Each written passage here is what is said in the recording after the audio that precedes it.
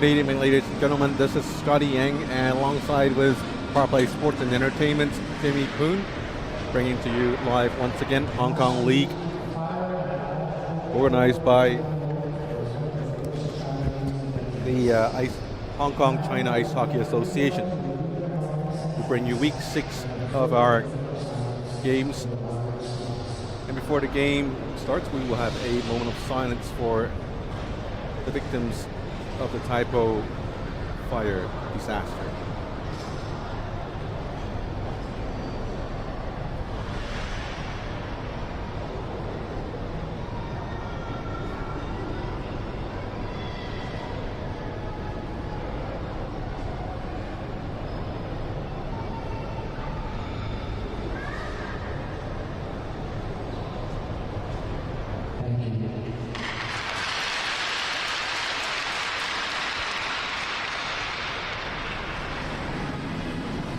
For those who do not know or want to know a little more, over the past week, there has been a tragedy struck here in Hong Kong over at a place called Taipo. Apparently there were multiple buildings went on fire, a lot of victims, life lost, and a lot of unfortunate things that happened over the course of the week. And a lot of people, local in Hong Kong, are struck with the tragedy. And while the entire city mourns, we try to keep the games going. And the best we could do is to have a moment of silence before the game. And I'm sure our hearts goes out to all the victims and those who've been affected by the Taipo fires. And I'm sure it has made the news to many around the corners in the world. And over the week, we've also heard from a lot of you guys from around the world. So thank you, all of you, for your care. And I'm sure Hong Kong will be on its foot again very, very soon.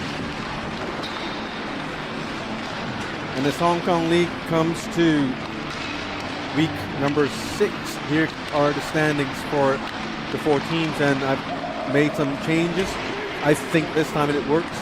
The Toro Bulls are still leading with 4 games in a row and 4 wins in regulation time as well. They have 13 points leading the way. Black Dragons 2-1-0 with 8 points in second place. Hong Kong Panda hanging on to chasing for a 1-point deficit. They have 7 points, 2-0-1. Winning their last game last week. They are just behind the Black Dragons, hanging in third place. And the Aviators showcasing the first game tonight. 5 games played, 4 games lost, 1 overtime victory that gave them 2 points in the bottom of the standings. They are on a 4-game losing streak. Today we will have the Aviators facing off against the Black Dragons, number 2 versus number 4. Black Dragons will be with Red Wilcox, and welcome back Mr. Big Bat Ben. Ben McCaskill was missing last week, and his presence was sorely missed as his team worked overtime to help his team, but they were unable to secure a good result. And now we have Big Bad Ben back in the lineup. Ben McCaskill, 4 games played, 7 goals, 7 assists, 14 points, ranked number 7 in the standings.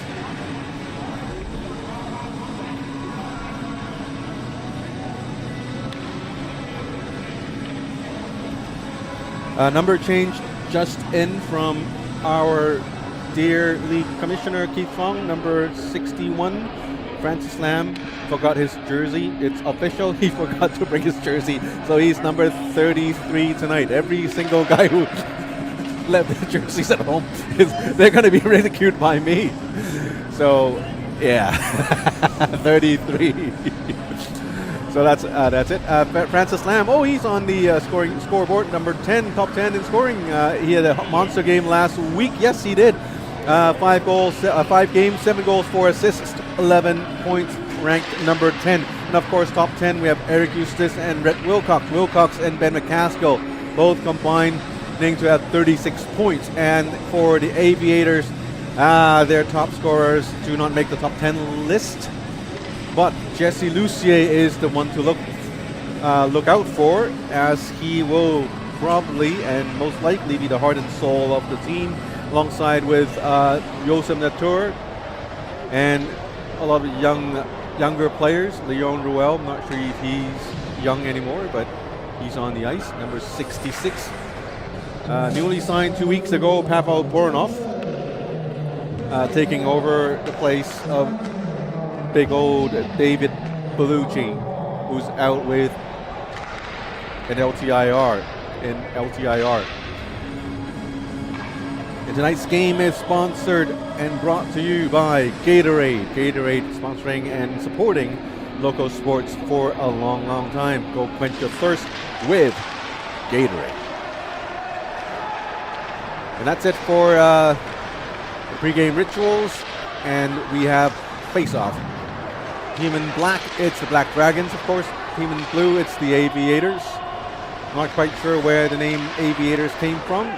Probably due to, it's probably a shout out to all the pilots in the hockey scene over the years. Here in Hong Kong, there have been many commercial pilots, aviators, in other words, who plays the sport. They have their own team, and for those who've managed teams with pilots on their rosters, they know what a problem it causes, because a lot of them, they cannot take days off, so their game schedule kind of depends on their work schedule. And on blue, it's the Aviators. They are struggling and trying to find their way into the victory column of the standings. And Pavel Boronov, he showed flashes of extreme brilliance last game. Not so much a first game, but obviously he is a well that's way deeper than most everyone thinks. It's just that whenever it's just a matter of when that he's going to step up a notch in terms of the skill level.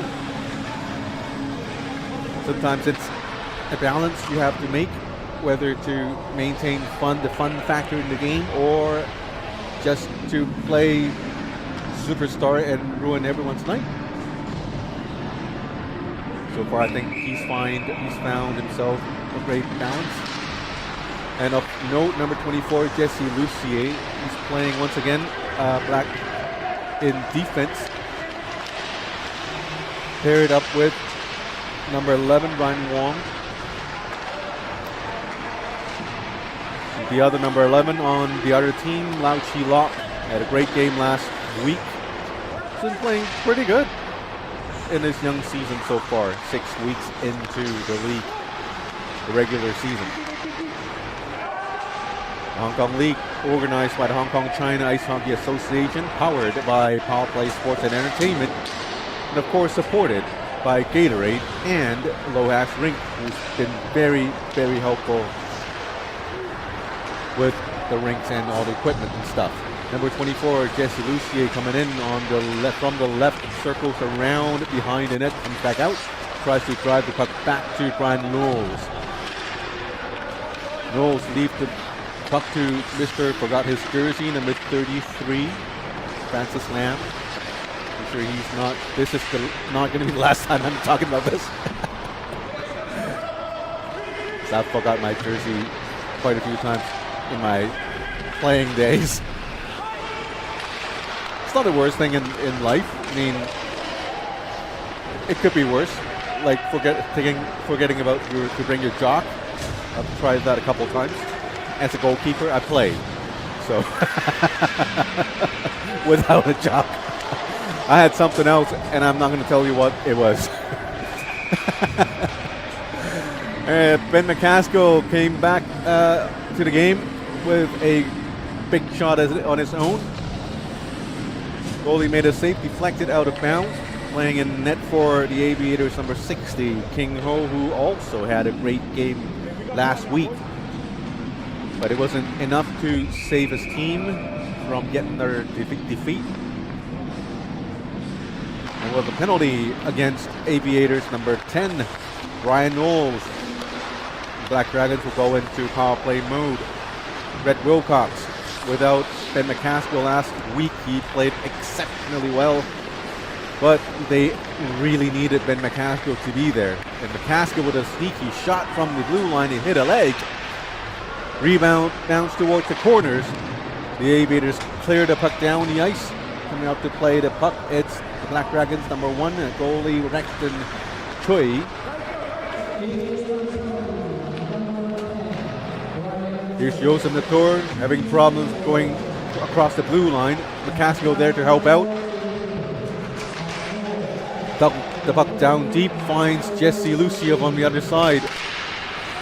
Lucia, McCaskill's buddy, tries to center it, and McCaskill has it. Lucia got pulled down, no arms up from neither referee, so there are no calls. You know Joseph Latour, nice centering pass, shot, another shot, rebound. Somehow King Ho made the saves and kept the puck out of bounds. McCaskill to Red Wilcox. Shot from the slot. Goalie King Ho also made another save. Great sequence of saves out there by goalie King Ho. McCaskill with 36 seconds remaining in the power play. Oh, nice move into the slot, but just needed an extra second to get a little closer to get the shot off his stick. McCaskill gets it, playing point man. Behind him it's Isaac Chan, number 98. In front of the net, right in the slot, it's Ryan Wong. Isaac Chan, long shot saved by the goalie, and he held on to the puck for a whistle with 13 seconds remaining to the penalty to Brian Knowles.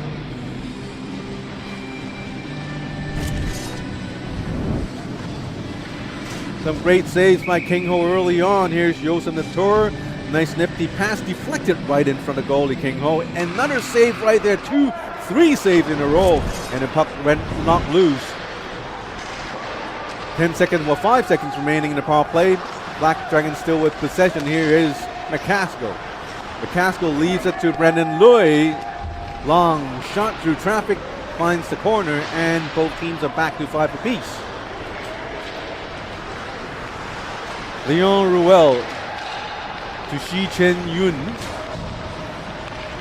Nowhere to go. Backhands it down deep.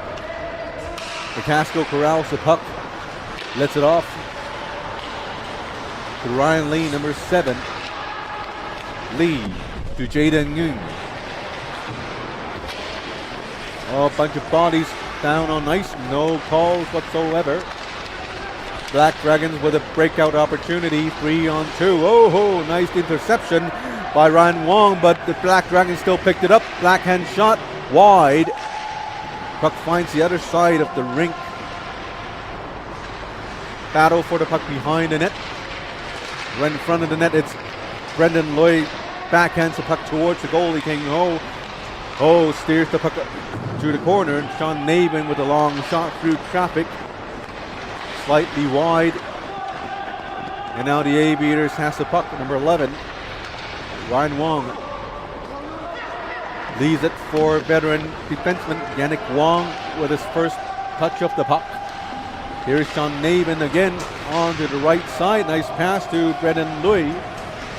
But Pavel Boronov with the better stick check. Frees the puck from the blue line. Now we have Boronov with the puck. Boronov crosses the blue line, finds himself in the slot. Misses the puck, and now we have Red Wilcox with a nice feed from McCaskill. Wilcox, whoa, nice move to Latour. Latour to Bet McCaskill, and a shot. Puck went out of bounds. Face off in the Aviator zone. Nice play by Red Wilcox. Everyone thought the puck's going to McCaskill, but instead it went to Latour. Back to McCaskill with a backhand shot. Under 13 minutes remaining in the first period. Latour to Brandon Lloyd. Down low finds Wilcox to McCaskill. McCaskill fighting off two bodies. Still with the puck down deep. Loses the puck momentarily, and now the Aviator has it. Brian Knowles with the puck. Brings it back. Jesse Lucier to Boronov. Boronov tries to send it down to the other corner of the blue line, but intercepted. Here's Wilcox to Natur, back to Wilcox, shoots, and King Ho makes the save. Boronov with the puck from the left side. Goes past the blue line, checked by Josef Natur, no calls there. McCaskill corrals and finds the puck. Leighton Lamb, and rather Brandon Louis instead. Isaac Chan. Isaac Chan, less than 12 minutes remaining. Ryan Lee. Lee to Ryan Wong. Flips it down deep. Chasing after puck, it's Brandon Louis. Louis finds the puck. Oh, to Lau Chi-Lok. Chi-Lok checked it right in front of the net, and King Ho, the goalie, holds on to the puck for another whistle in his own zone. Shots on goals. Wow, 9-1 in favor of the Black Dragons. And it pretty much sums up the story for the opening period so far. Didn't help that they had the only power play in the period, as well as they dominated in the shots on goals department, as their ability to hold on to the puck in the offensive zone remain lethal so far in this game. Shi Chen Yun, nice pass, number 19, Yuno Wong. Wong with the puck, turns. In his back, it's Ryan Lee. Ryan sees the puck, handles it, flips it to Brandon Louis on the right. Brandon with a long shift there. Now Chi-Lok handles the puck, moves it down to the side of the rink. And Yuno Wong finds the puck again, having trouble. Shi Chen Yun is there to help. Now we have four players digging for the puck. And, Jesse Lucier mishandles the puck. Well, but the other, the forward on the other team also fans on the shot, running from the goalie King Ho. Nice play by the Black Dragons defense. Shots on goal numbers 10-1 for the Black Dragons. Here comes 83, Lucas Lau. Jesse Lucier with the puck. Coming in all alone by himself in the center ice. Into the slot. Gives it to his left. Finds number 64. That will be Jeff Griffin. Behind the net, it's Lucier. Lucier could not get the puck to Yannick Wong. And now we have Red Wilcox. Wilcox to McCaskill. McCaskill goes up corner, top corner. Slightly high. And now we have the lone Aviator coming in. Oh, players colliding into each other. No calls. Play goes on. McCaskill fires the puck up the ice. And now we have Red Wilcox. Wilcox moves in. Natur on the other side, far post, waiting. Now Natur has the puck. McCaskill, Wilcox, back to Natur. In front of the net is battling for position. It's Ryan Wong. Now with the Aviators coming the other side, they desperately need some shots on goal. Now they have one, but it's not on net. And Red Wilcox again playing monster minutes already early in the game alongside with Ben McCaskill. Really wanted this game. But so far, a lot of shots, but no goals. Sean Navin with a shot, saved by the goalie. Goalie's out of position, rebounded by Natur, and now we have Boronov. Under 9 minutes to go in the opening period. Boronov with number 66 in his back. Shot, saved by the goalie. And it's Julian Chow with a shot. Goal score remains tied at 0-0. And for the Aviators, they finally have the second shot for in the game, bringing their grand total up to 2. Perhaps it's a good start to the Aviators, because game in and game out, we do see the Aviators. They can play. They have very good players in Boronov, in the goalies, David Lam and King Ho. They have Gaius Wong, they have Jesse Lucier, Shi Chen Yun, also a great player to watch on ice. The youngsters, Ryan Wong, Julian Chow. A lot of those guys are quite good players, but somehow they haven't been able to find the chemistry needed to score a whole bunch of goals in this league.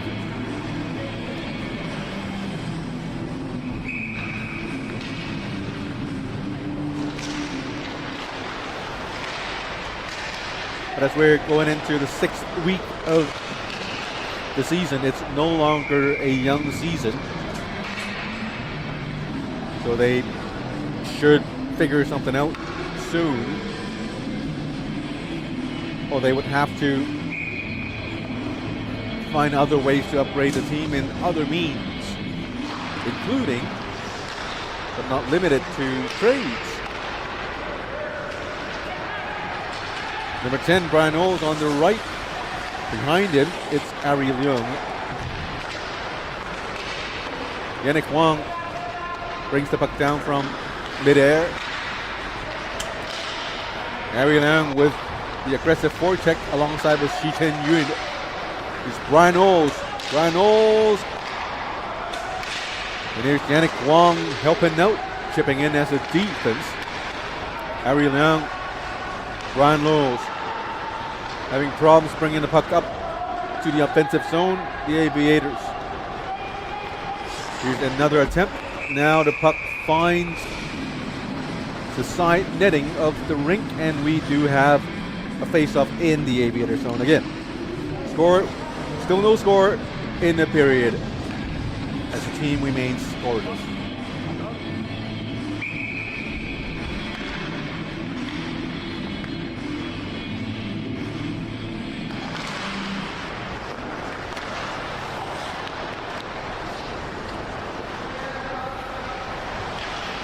Face-off in the Aviator zone, controlled by the Black Dragons again. 13 shots on goal so far this game. From the down deep, it's Rhett Wilcox to McCaskill. Wilcox tries to give it back to McCaskill. Intercepted, but McCaskill is there to muscle the puck back into possession. Oh! And that's a goal from behind the net.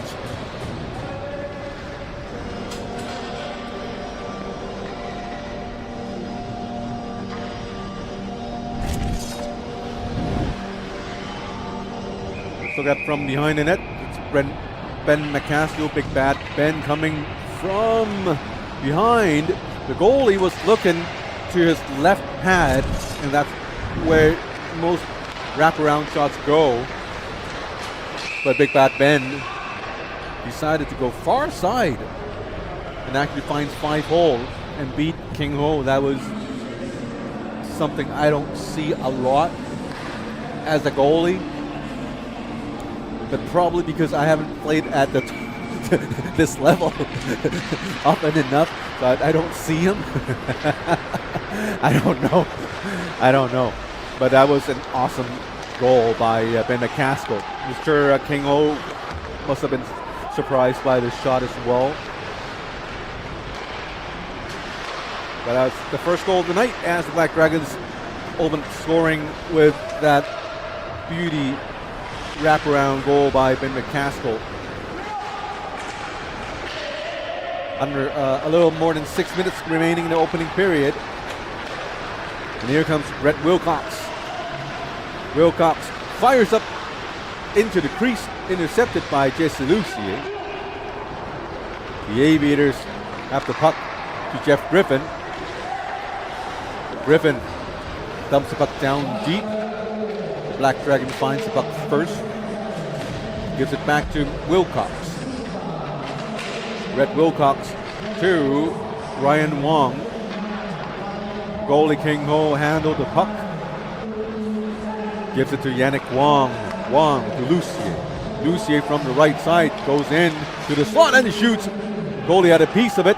Puck went wide. Lucier with his own rebound tries to center the puck. Now we have a chase for the puck. Yannick Wong with the body. and lost the puck. Here comes the shot, saved by the goalie King Ho. Nice save, and now we have a penalty assessed by the referee Greg Ruzel, and the penalty is going to be called against number 88 Yannick Wong. There's 2 minutes for interference. I think it's a fair penalty, as Wong was trying desperately to slow down the attacking player. He did his job, he saved the goal, but he is now in the box for 2 minutes. And the Black Dragons are going on their second power play in a row. Did not score the first time around. See if they could do better this time. Point blank shot by number 11 Ryan Lau Chi Lok.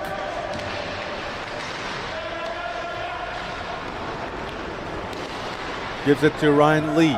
Backhands it down deep. The Aviators there first, but could not clear it. Cross-ice pass, almost scores. King Ho, the goalie, busy period so far. McCaskill with the puck. Down deep, back to McCaskill. Long shot, goalie had the puck, clutched it, held it in his clutch, and waited for a face-off in his own zone again, as we have less than 4.5 minutes remaining in the opening period. Scores 1-0 for the Black Dragons. With 1 minute and 12 seconds remaining in the penalty to number 88, Yannick Wong.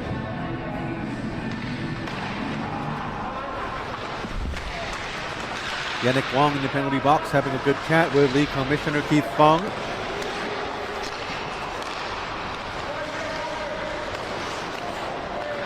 Here comes Black Dragons again. Latour down deep, back to Latour. Latour missed the puck but finds it. Spins around, McCaskill centers it. Shot by number 59 Ryan Wong. Very nice play there. 17 shots on goals for the Black Dragons. We're not even done in the first period. Long shot, saved by the goalie. Rebound picked up by Rhett Wilcox. I guess not, because number 33, Francis Lam, cleared the puck, but the puck didn't travel far.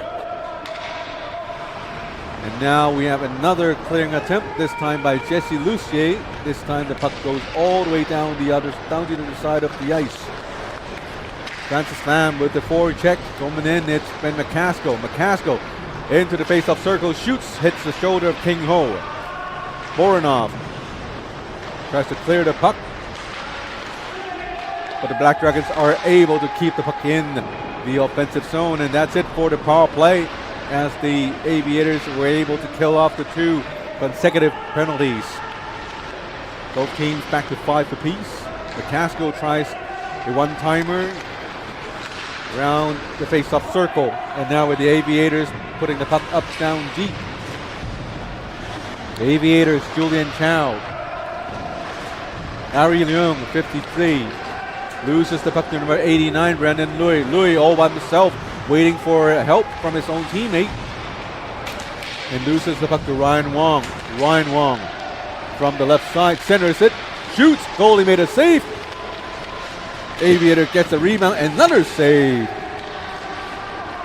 Both saved by Rexton Choi, who has been on fire for the past couple of weeks at the very least.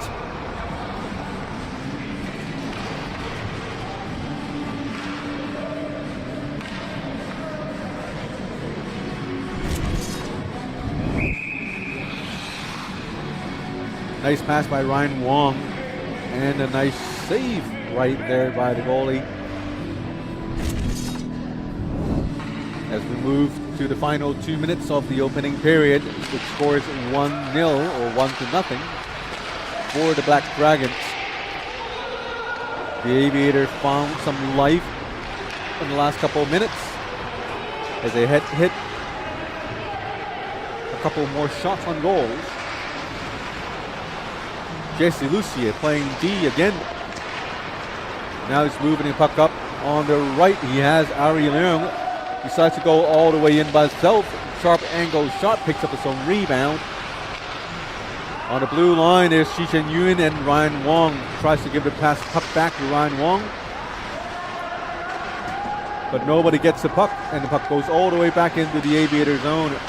Another shot right in front of the goalie King. Oh, that's a hit on the boards, not called by the referees.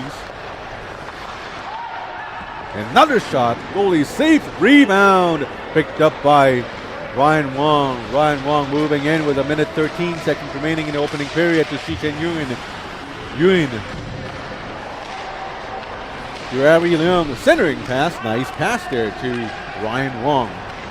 Here comes the Black Dragons again, could not get past Brian Knowles. Here comes Ryan Wong again to Yannick Wong. Wong with the puck to Shi Chen Yun, long shot blocked by the Black Dragons. Under 50 seconds to go. Here is Ben McCaskill. Long shot. Oh, scores!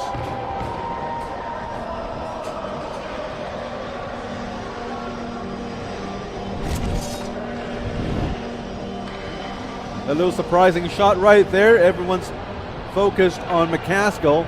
McCaskill did not shoot, leaves it behind, and because of that little fake there, goalie King Ho wasn't expecting the shot from that angle.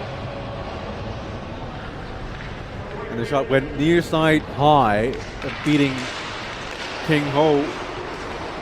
The score is 2-0 for the Black Dragons, with around 30 seconds remaining in the opening period. And apologies for not having the scoreboard on the screen earlier.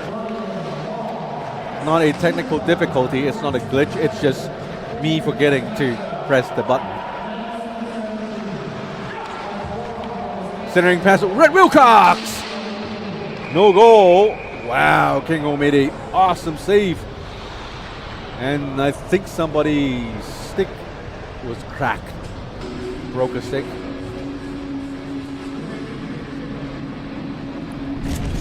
And King Ho, awesome game, awesome period, but the score's not really saying a lot about that. Look at that positioning right there. Nice glove save by King Ho. 5 more seconds until he could take a little break there. They do have another goalie in standby, as the Aviators tend to play both goalies in a single game. Maybe they might want to move the timeline up a little bit, because King Ho had a very busy opening period, making 22 saves. Score is 2-0 for the Black Dragons. We'll take a short break. When we're back, we'll have period number 2.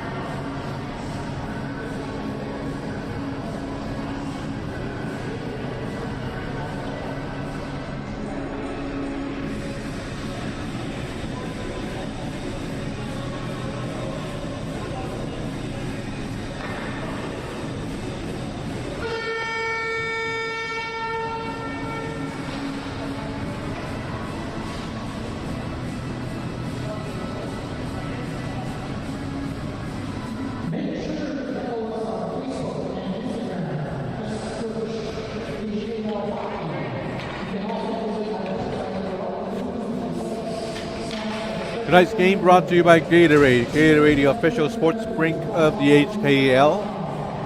Gatorade, quench your thirst with Gatorade. We're at a fine retailer near you. The second period of Hong Kong League action, week number 6. Ooh, nice shot by Shi Chen Yun, as goalie Rex Chui was able to make the save. The puck was deflected out of bounds. Story of the night, 22 shots on the Aviators in the first period, as the Black Dragons had a dominating opening period in this game so far.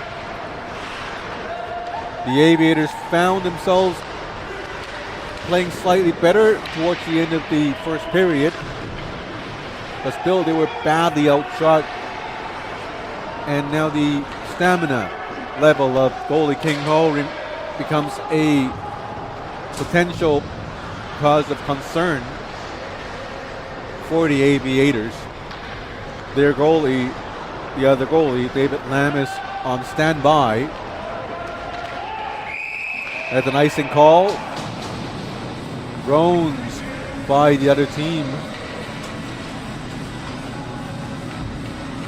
And normally for the Aviators, they like to play their goalie half a game each. So look to take note when the 10-minute mark approach in the second period, as that's when they would likely swap their goalies. But King Ho made 22 saves in the first period. Whether he can play another 10 more, sure he can, but is it going to be the best thing for the team? That's something the GMs would have to make a decision on. You also have to add to the fact that King Ho has been playing awesome in the first period. Here's a shot from the Aviators. Nice save. Ooh, another shot, and this time goal went in. Jesse Lucier climbing up the leaderboards slowly and steadily. Great save by Rexton Choi as he made the initial save, but could not make the second one as he was all out of position. Here comes the first save, sprawling save. Rexton Choi realizes he's down. He needed to move to the left. He was perhaps just a couple, maybe 3 inches away from the puck, making that glove save. And the shot, it was just enough to get past the goalie in Rexton Choi. Now we have a 1-goal game. The Aviators 1, the Black Dragons 2. Francis Lam again tries to make some moves into the slot, but could not get past Red Wilcox. Here's Wilcox, tries a saucer pass to Nator. Brian Knowles flicks the puck down deep.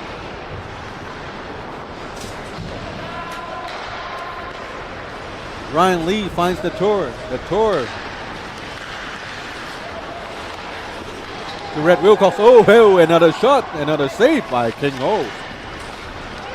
Here comes speedy Ari Leung, skips past the first defender. Tries to go past the second, not fast enough. Tries a blind-sided pass, but finds Ben McCaskill on the other team instead. McCaskill fires it, went high and missed the net entirely. Red Wilcox to McCaskill, shoots, goalie made the save, puck goes down deep. Behind the net, it's McCaskill with the shot again. This time deflected by a stick. Puck finds the backboards with Pavel Boranov with the puck. Boranov to Jeff Griffin. Griffin moves in, tries to go cut inside to the slot. And now we have number 83, Lucas Lau on the right side. Lucas Lau to the left. Feeds it to Jaden Nguyen. Nguyen misses the puck.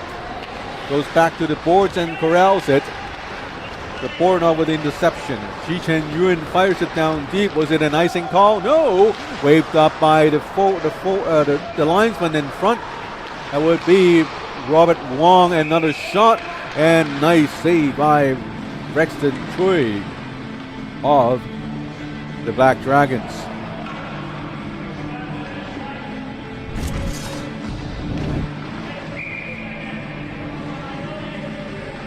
From behind the net to Shi Chen Yuen, one times it. Whoa, just barely makes the save.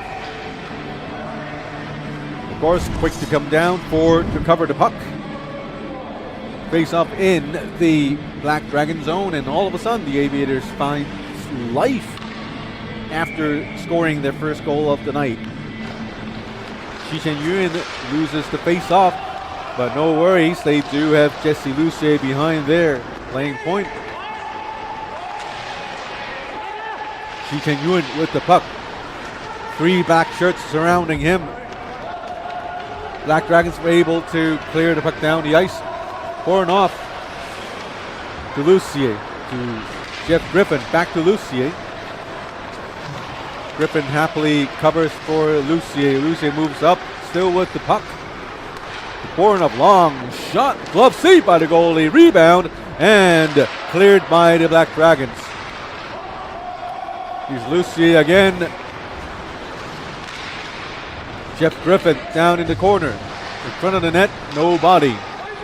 But behind him, there's Jesse Lucier. Up front, there's another player, Shi Chen-yun. Finds the puck in center ice. Flicks the puck in. Red Wilcox. Wilcox to Lucas Lau.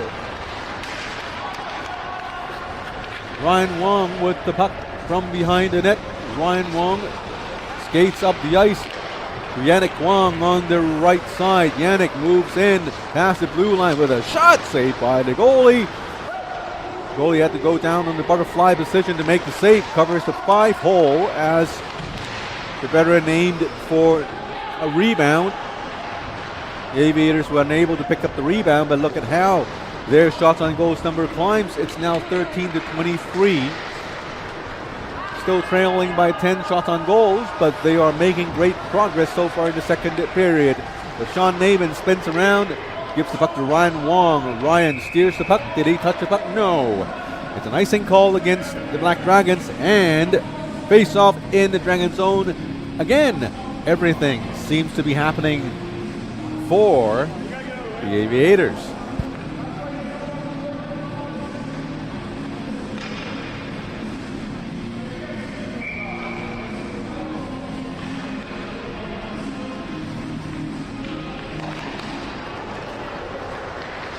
Fourteen and a half minutes remaining in the second period. We have the Black Dragons coming in. Goalie Kang Ho comes out to play the puck. Kind of misplays it. Being pressured by the Black Dragons. Red Wilcox, long shot. Blocked by the Aviators, and now Leon Ruel has the puck. Ruel. Francis Lam backhands it. The Black Dragons were able to get a stick on Francis Lam last second, maybe the last nanosecond, causing the puck to be tipped. Black Dragons centering pass, tries to give it to Natur.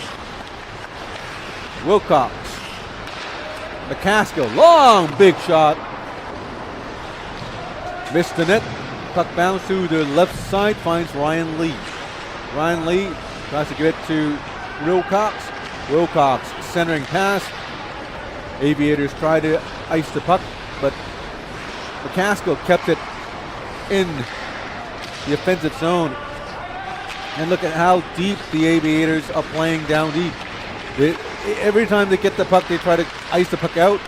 They can't do it because there are no forwards manning the blue line. And all you see along the blue line is McCaskill, and that's why every time there is a clearance, you see McCaskill and Ryan Lee picking up the puck. Here comes the clearance again, and of course, sure enough, you see McCaskill right there. Goes back behind the net, waits for his teammates to change. 83, Lucas Lau. Lucier. Brendan Lui with the forecheck. Lucier gives it to Bournoff. Bournoff, nice move there. Back to Lucier. Lucier and Bournoff certainly working very well together. Olai's shot up high. That's a shot from Ari Leung. Lucier pinned down along the edge, the sideboards. Nice bump there. Bournoff finds Ari Leung. Bournoff steals the puck off Lau Chi Lok. Still with possession. Bournoff showing off his puck handling skills. Ari Leung still with the possession, but now loses the puck to McCaskill. McCaskill looking up, fires the puck down the ice, finds his buddy from Newfoundland, Jesse Lucier. Or was it Nova Scotia? Or Halifax. It was Halifax. My apologies. Nice shot. I think it hit the goalie's mask. No stoppage there. Borinov ran into the boards by Lucas Lau. Borinov gave him a dirty look. Decided to stick with the play.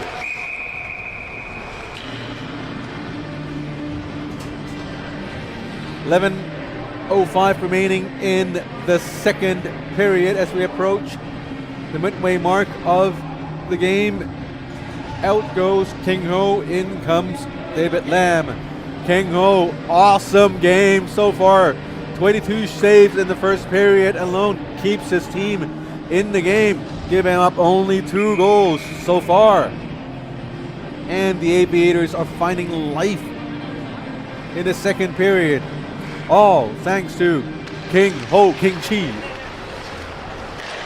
King Ho, he's what, 50 years old now? 55? 50 years young? No, he's probably younger than that. No, we're just playing around with King as he's sitting right next to me in the broadcast booth. Maybe King is 60 years old. His number is 60, 60 in his back.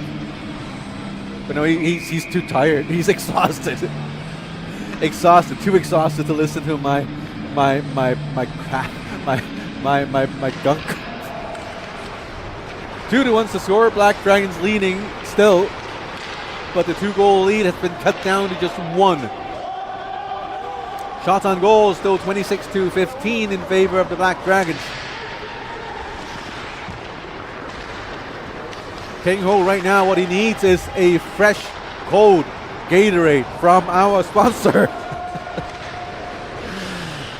The official sports drink of the Hong Kong League, Gatorade. Here's a nice shot by McCaskill. A long shot along the blue line.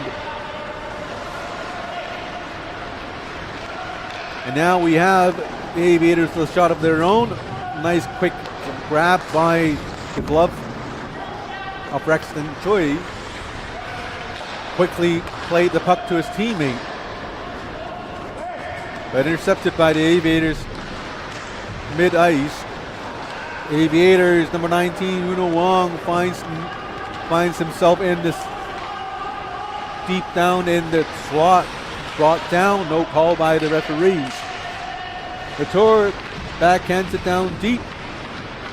Black Dragons pinned down. Here's McCaskill, long shot. Hits the back of the boards. The referee signaled it's tipped out of bounds, but I guess it doesn't matter. The Black Dragons also have a goalie change of their own. Out goes Rexton Choi. Played awesome so far this game. Held the Aviators to just 1 goal. Also approaching just past the midway point of the game. So Rexton played half the game. Caskill with the puck. Going all the way back to their own blue line. Fires the puck up center ice to Lucas Lau. Long shot. Not much chance there as there wasn't much power to the shot. And that gave goalie David Lam the first challenge of the night.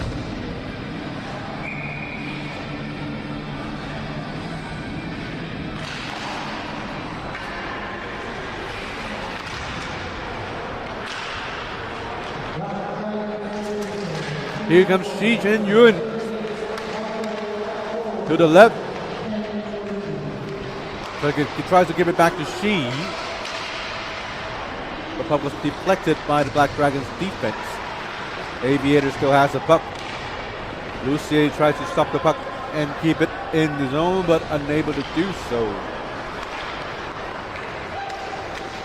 Regroups. Julian Chow bumped into the sideboard by Sean Navin. Borderline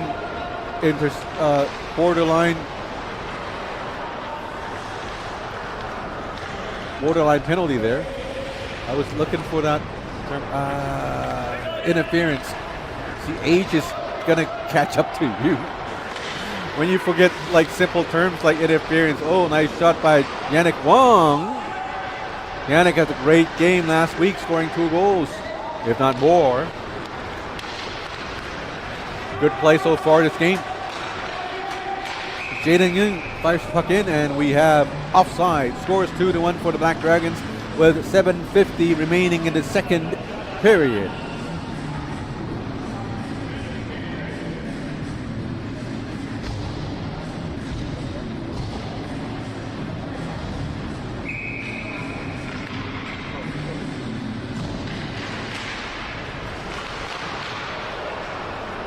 Aviators, Ryan Wong finds Francis Lam, the player who forgot his jersey. 33. It's not his first time. It's not his first time. I kind of remember. But kudos to him. I kind of remember he lives on DB as well. Correct me if I'm wrong, but for everyone who lives in the outlying islands, come here every week, night in, night out. I mean, it's not bringing your jersey. I think it's understandable because there's no way for you to go home and get it. So sometimes I forget. Oh, here's a nice pass from McCaskill to Wilcox, wide. Puck bounced all the way back into neutral zone. No, it actually found itself in the Black Dragon defensive zone. But the 2 nice passes. Oh, nice stop there. Wilcox to McCaskill. No! Somehow the goalie made the save.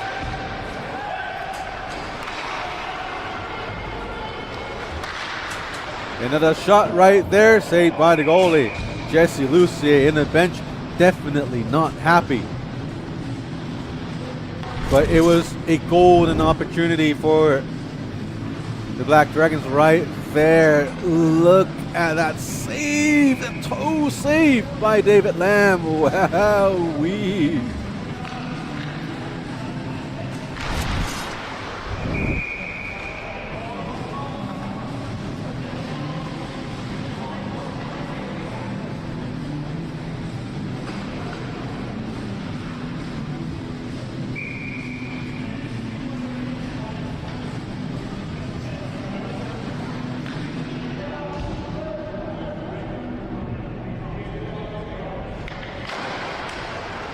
Face-off won by the Aviators in their offensive zone. Jeff Griffin, long-time veteran player. The Aviators battling to keep puck in the offensive zone. Ryan Wong dumps it back in on the other side. Chasing after the puck is Uno Wong. Here is Jeff Griffin. Back to Ryan Wong. Wong down low to Shi. Griffin's down there. Everyone's going in to help out. Griffin with the puck. She steals it from the Black Dragons. Backhands it with a no-look shot. Oh! With a no-look shot from Shi Chen-Yun. The puck misses everyone, including the net, but Ryan Wong was able to find the puck from the side and decides to shoot the puck towards the net anyway. And that's a weird one for sure. Look at Shi Chen-Yun not giving up. Steers the puck towards the net. Ryan Wong with a little shot right there beats the goalie.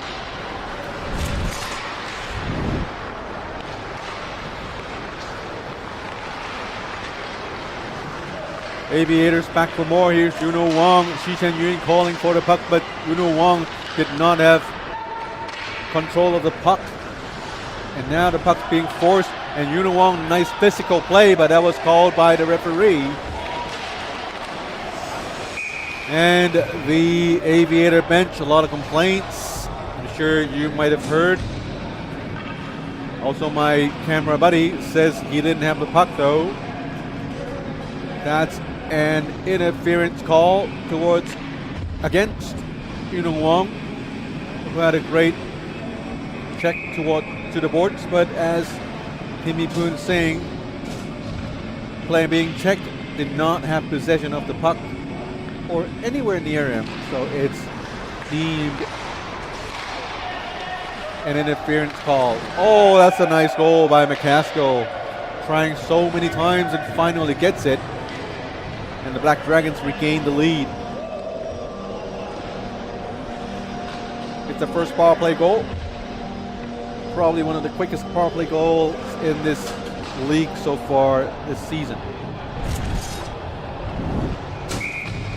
Nice face-off win by the Black Dragons. Nice feed to point man. And look how deep the Aviators are playing. And McCaskill was just able to go all the way from the blue line unchecked into the face-off circle. Well, I think he's past the face-off dot.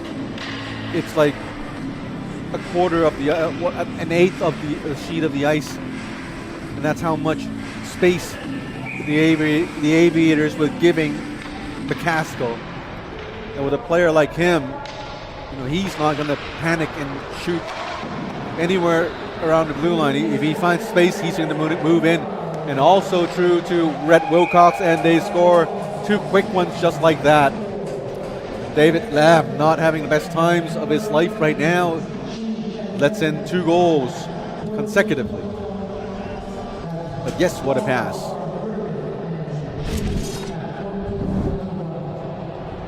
And here comes David Lamb moving out to challenge play. One move to the backhand, and he just completely out-dueled David Lamb as David Lamb committed way early. And he found himself on the ice on a butterfly stance, unable to move laterally to the side. As this time, the shooter-goalie duel, the shooter had the goalie this time. It's always like a gunfight, a duel in the old Western movies. Who makes the first move kind of loses here, as the shooter would almost always try to play all sorts of mind games with skills and stick handling. Here comes the Aviators, almost a goal. This one went out of bounds. As I was saying, the shooter would almost always want to shake and bake and fake out the goalie to make the goalie make that first move. Because as a goalie, once you commit it, left, right, down, up, it's pretty hard to go the other way. Unless you are Keith Thom. Right. He did play goalie once in a while. There's a little debate on where the puck landed. And the referees has a quick conversation about that. Face-off is going to be in the Black Dragon zone. 4-2 to score. Black Dragons made a great, I don't know if it's a comeback, but they're now once again with a 2-goal lead over the Aviators with 2 very quick consecutive goals a couple minutes ago. Shots on goals 33-21. Surely the Aviators have played a much more balanced second period against the Black Dragons, but that hole they dug themselves in the first period, it's coming back to haunt them right now. And thanks to King Ho, their starting goalie for tonight, they are down by just 2 goals. They do have King Ho to thank, as he was exceptional in a half game he played. Long shot by Lucier. Goalie had a piece of it. Puck bounced behind the net. Rebound corralled by Francis Lamb. Back to Francis Lamb. Shot! Goalie did not make a save. Aviator another shot, this time from a sharp angle by Lucier. Bounced all the way back to their own zone. Picking the puck is Ryan Wong. Ryan tries to give it to Lucier. Lucier to Francis Lamb. Now McCaskill steals the puck. McCaskill turns around, finds Ryan Lee. So many Ryans in the game. Ryan Lee goes in down deep, tries to center it to number 89, Brendan Louis. Louis tries to give it to Lucas Lau. Lau, another player, nice fine player. Oh, this one dangerously close. And now we have Lucas Lau. Lau looks very young, but not young anymore. And he has another shot, this time deflected out of bounds. As we take another look at the shot right there. Coming in, number 89, Brandon Louis with a nice shot of his own. A little too far from the net, I suppose. And given the size of these youth players, Brandon Louis, a very, very young player. They do probably want to focus on placement of the puck over power of the shot. The muscles will come later on. Perhaps not now. Here's Shi Chen-Yun. Shi moves in, shoots. Goalie made the save, covers it for the whistle. Jeff Griffin was on the far side waiting, but Shi thought he had a better shot, so made it. But the shot finds nothing but pad. Face off drawn by the Aviators. McCaskill, Wilcox, Latour. These three players combine to be a very lethal combination. Here comes Jeff Griffin, moves in, shot, rebound, another shot. Goalie held on to the puck for another whistle.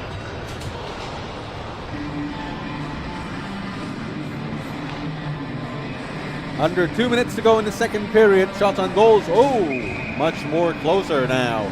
28-35 for the Black Dragons.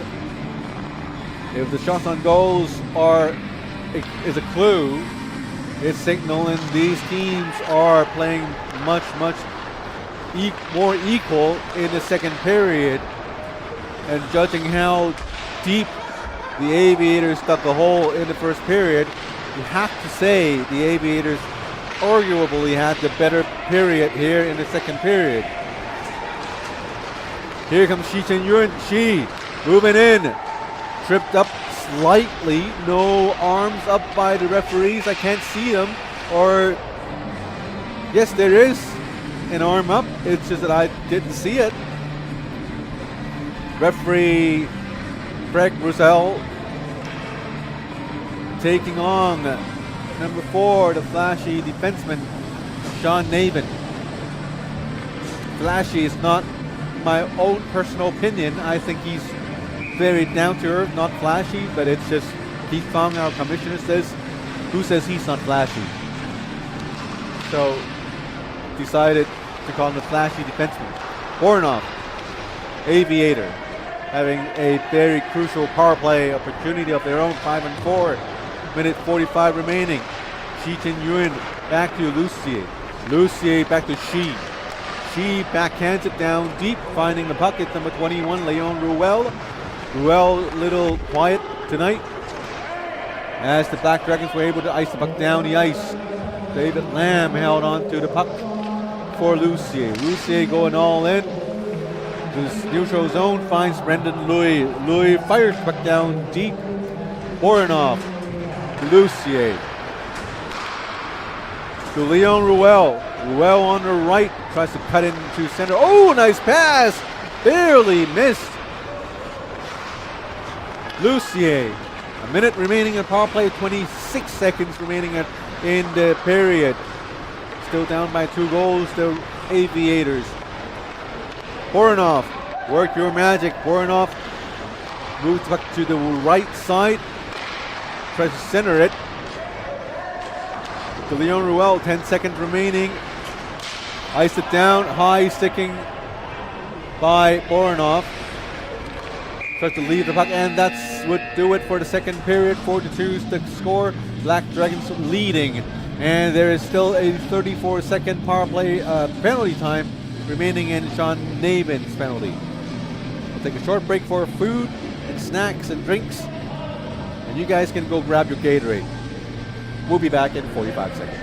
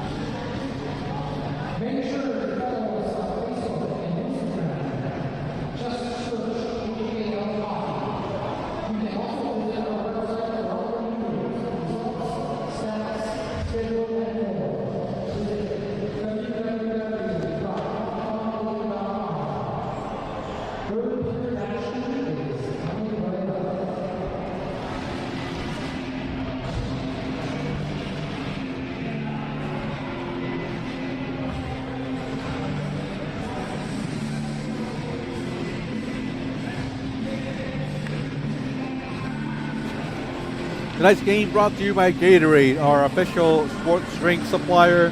Gatorade, quench your thirst with Gatorade. We're back from the intermission. A lot of interesting stuff happening during the intermission, and I'm not going to go into details because there's 30 seconds remaining in the power play for the Aviators. Yes, and you can tell I have been snacking. I know it's not very professional, but that's what I have to do because I only have so much time in the day. That's my dinner right there. Here comes Jesse Lucier with the puck. Jesse Lucier coming in. Could not get past Red Wilcox. Here comes Lucier. Finds Ryan Wong down deep to Shi Chen Yun. Yun centers it to Leon Ruel. Players running into each other along the boards, and it was an extra shove towards the end, and we have a whistle by whoever, linesman. Apparently, during the intermission, there was some discussion about players going at each other, trying to hurt each other. I'm sure the referees are going to take that into consideration for the remaining period. And for those who are watching and finding your favorite team is not on ice right now, don't worry. The Hong Kong Panda will be playing against the Toro Bulls after this third period. Toro Bulls leading the standings in first place. They will be up against third placed Hong Kong Panda. Miscue by Red Wilcox. Puck goes all the way back into their own zone. Chasing after the puck is Sean Maven. Goalie misplaced the puck, and the Aviator finds net. That was a weird one just to watch, as there were mishaps going on. And let's take a look at what exactly happened. Here's Sean Navin. Navin was kind of looking back as there were blue shirts behind him. And Sean Navin kind of noted that there wasn't anybody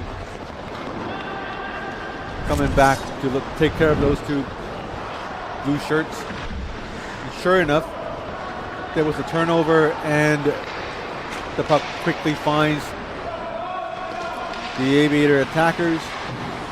That was an unfortunate goal given up by the Black Dragons. And now once again we have a 1-goal lead. The second time the Aviators have climbed back into this position. Last time they did it, they were able to tie the game up to 2 apiece. But the Black Dragons were able to come back with 2 quickies. Shots on goals, 37-30 for the Black Dragons. McCaskill with a big slap shot past the blue line. Puck's deflected, but didn't hit any fixtures outside of the rink. Play continues. David Lamb saved the shot. And now we have Brian Knowles. Spins around, waits for Francis Lamb. Francis Lamb with the puck. Tries to get it past into the slot. Brian Knowles picks the puck up. Around the blue line, keeps possession. Nice shot by Francis Lamb. Saved by the goalie. And now we have Lau Chi Lok on the Black Dragons. Flips it onto the left side. Nice shot! Shot hit some things and went out of bounds.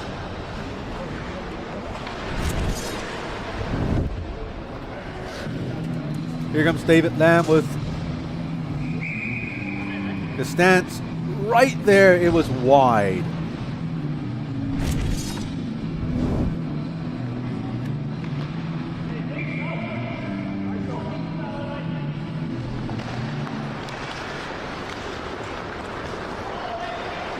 Yuno Wong with speed. Very nice pick up near his own blue line.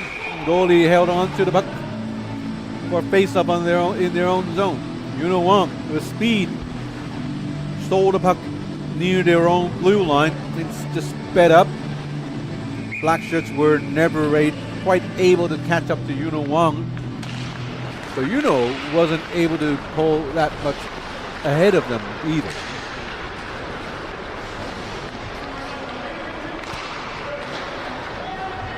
Latour on the left side tries to center it to Ryan Lee.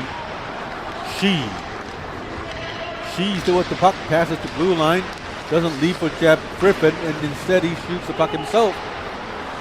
Shot is high, rebound picked up by the Black Dragons. Here comes McCaskill. McCaskill goes up along the ice, tries to get into the slot, shoots saved by the goalie David Lamb. McCaskill finds a rebound, puck's deflected back into the neutral zone as McCaskill spins and gives the puck back to 58. 59, Ryan Wong. Long shot. Wilcox finds McCaskill to Latour. Latour to Ryan Lee. Lee, long shot. Puck bounce along the boards. Aviators unable to move it up out of their zone. Black Dragons, another sharp angle shot. Here comes Lucier. Oh, not a good pass. Tries to give it to Jeff Griffin. Oh, that's a huge hit along the boards. Right in front of the goalie. On the other side, it's Ryan Lee. Ryan got up just fine.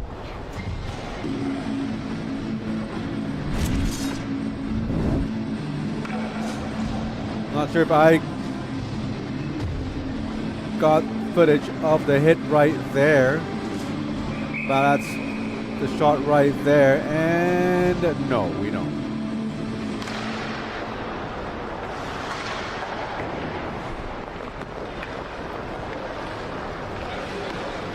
$15-20 remaining in the final period of the game. 4-3 is the current score, with the Black Dragons leading by just 1 goal. And the Black Dragons, they have a 5-on-4 man advantage right now for 1 minute and 30-ish seconds.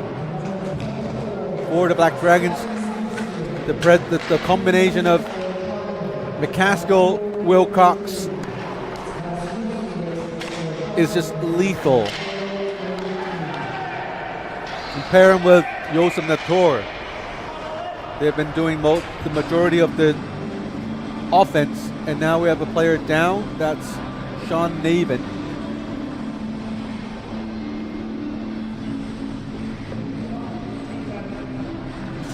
Navin, a tough dude, got up on his own strength. Looks all right. Face up in the neutral zone. Latour against McCaskill. fires it to Wilcox. Wilcox to Lee. Lee on the right side, circles around, tries to wrap around, and puck went behind the net, and there were players shoving against each other. That's Yannick Wong and Ryan Wong. Two Wongs, a generation apart. Two Wongs. No man, sorry, that's not me. That was Timmy. She fires the puck down the ice. Goalie made the stop. 40 seconds in the power play for the Black Dragons. Not in a hurry, of course. Casco circles back, trying to find that perfect chance to fire the puck. Gives it to Ryan Lee. Lee to Wilcox. This Bornov almost got past McCaskill. Now we have an odd man rush. Latour taking this time. Everyone's back in position. McCaskill with a shot saved by the goalie. Another rebound also saved by David Lamb.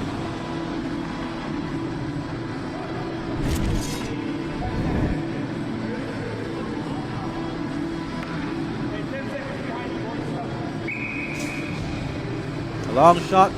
Nice save. 10 seconds remaining in the power play. A one-goal game with 13 minutes, 37 seconds remaining in the final period if we don't go overtime. Referee's not happy about the players' positioning. Ryan Lee with a shot. Oh, he didn't fan on it. He had a broken stick. Here comes Bornov with a shot of his own, blocked by McCaskill. Latour up to Ryan Wong, almost stolen by Jesse Lucier. Bornov to Ryan Wong. Wong back to Bornov. Stops. Waits for Lucier to come back and help. Lucier back to Bornov. Two of the best defense in the league right there with Bornov and Lucier.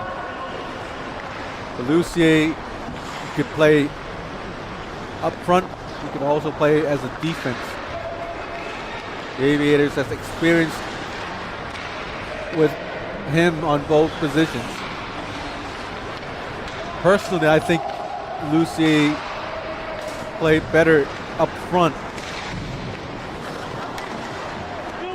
But tonight, Lucier has been playing awesome. Very, very solid. Here comes Julian Chow. Chow moves past the blue line down to the goal line. Back behind the net, still Julian Chow. Finds Jesse Lucier. Nice move, quick shot, saved by the goalie. Rebound picked up by Black Dragons. Now we almost had a breakaway, and instead we get icing. Under 12 minutes to go in the period. Score is 4-3 for the Black Dragons.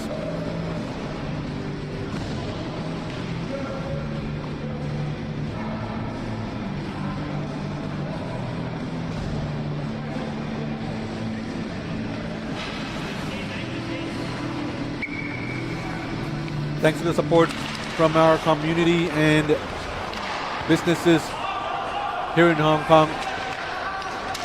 We have fine folks like Gatorade supporting the Hong Kong League. Here's a trip, but no calls by the referees, no calls by neither benches as well. That's a surprise. Oh, Lucy had a great shot, but even better save by the goalie.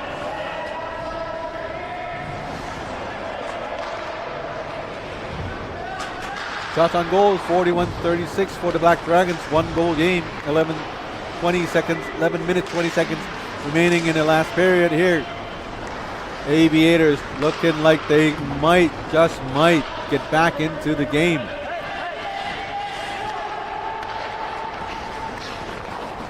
McCaskill. Just can't imagine the game without McCaskill tonight. Played such a major role here. not to take anything away from the tour and Wilcox, but it's McCaskill is just so crucial for the success of the Black Dragon franchise.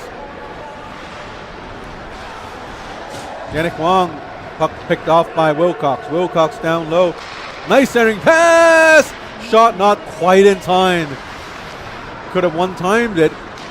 And instead, Ron Wong waited a little too long.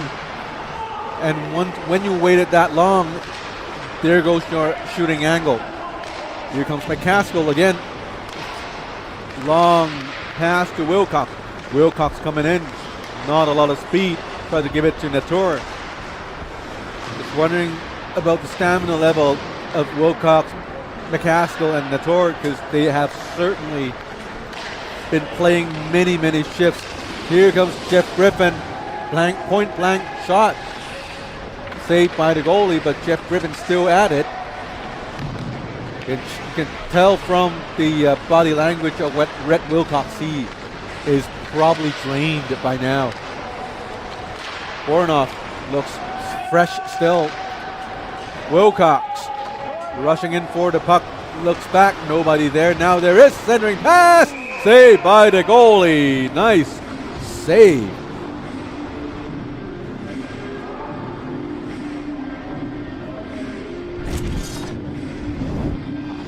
As I was just saying, Wilcox probably running out of gas.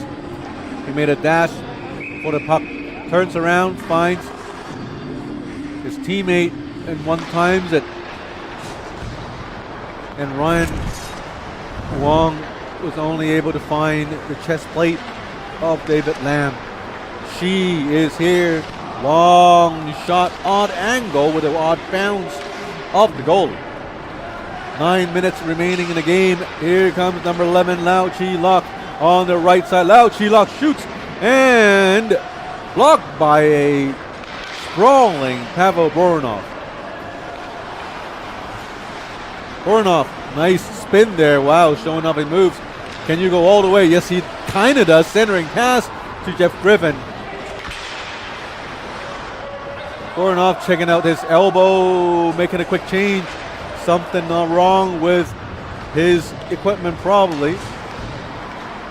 Went back on the bench, taken up. Yes, he's probably missing an elbow or something. He's clutching onto his right elbow, favoring his right elbow.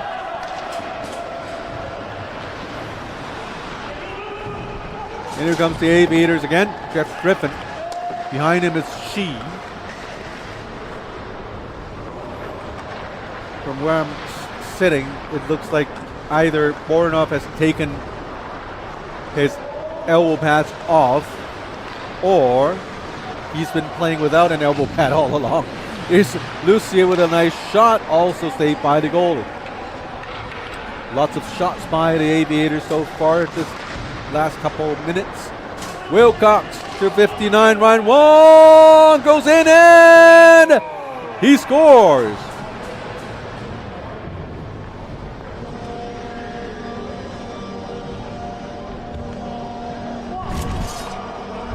It was the Black Dragons regaining their 2-goal lead yet again late in the third period. Coming in and breakaway attempt, forehand, backhand, a simple move, but again the goalie committed, and there wasn't much David Lamb could do once he's down on the ice. With that goal, 5-3 for the Black Dragons, and Ryan Lee is coming back at it again. Loses the puck. And here is Leon Ruel. Ruel brings the puck down deep. A little hook there, no calls. Latour with the puck. Yannick Wong to Leon Ruel. Puck didn't quite pass the blue line. Now it does. But handling puck is the Black Dragons. 5-3, 2-goal lead by the Black Dragons. Ryan Lee, long shot. Goalie made the save, covers it. Good thing he did, because the tour was right behind him for the rebound.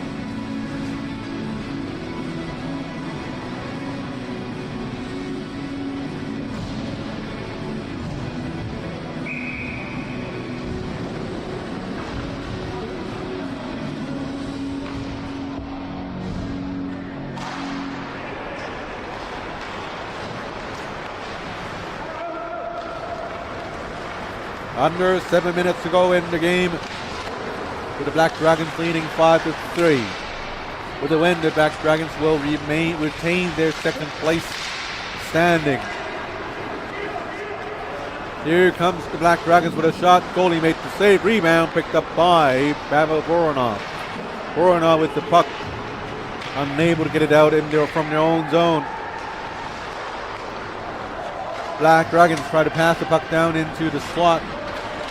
Aviators, Jesse Lucier finds Voronov. Voronov steers the puck towards the net.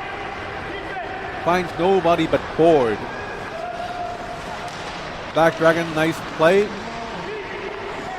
Aviators, Ari Leung. A little shot from behind. Gains positioning and also puck possession. Jesse Lucier moved past one. 2 more to go. Move past the second one. No, not quite. It's back. Shi-Chen Yun. 89. Brandon Lui. Still Brandon Lui. Jaden Yun. 2 very young players. Here is Shi-Chen Yun. Tries to go straight line into the offensive zone. Poked away by the Black Dragons. Brandon Lui with the puck. Finds on the right side Lucas Lau, number 83. Lucas not old, still a young man, but with Jaden and Brandon Lui on his side, all of a sudden Lucas become one of the more experienced players.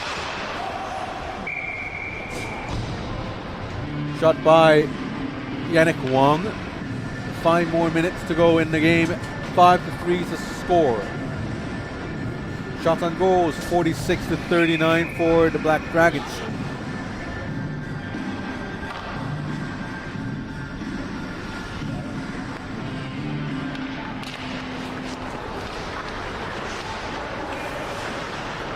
Under 5 minutes to go. Ryan Wong ran Wilcox into the net, and another goal by the Black Dragons. 6-3 is the score.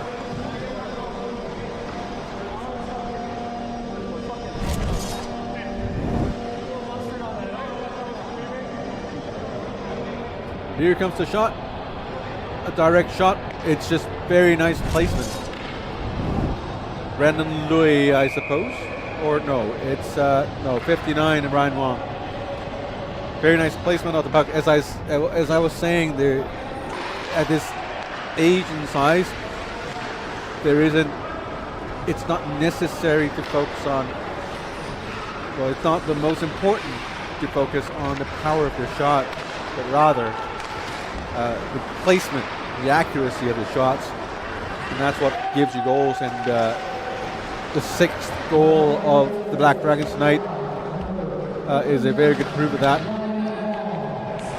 And as the second game approaches, we are seeing more and more live audience around the rink.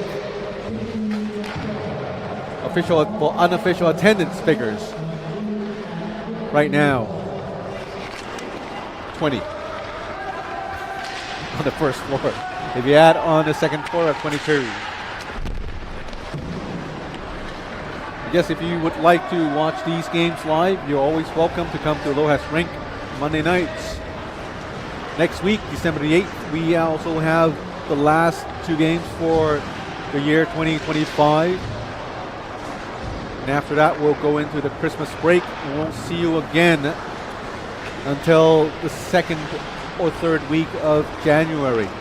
For more details on the league schedule, do check us out at www.hongkongleague.com or check out our association website. That's www.hkciha.com. You'll find all the information about the Hong Kong China Ice Hockey Association, the club league, the U18 club league, the Hong Kong league, the Hong Kong China representative ice hockey team, and as well as many other events coming up in the next few months. There's this New Year Cup at the end of the year. There are 3 World Championship games going on here in Hong Kong. And do check them out. Also stay tuned with our Facebook page, Ice Hockey HK. 2.5 minutes remaining, 3-goal lead. Unless something happens like right now, that should pretty much do it for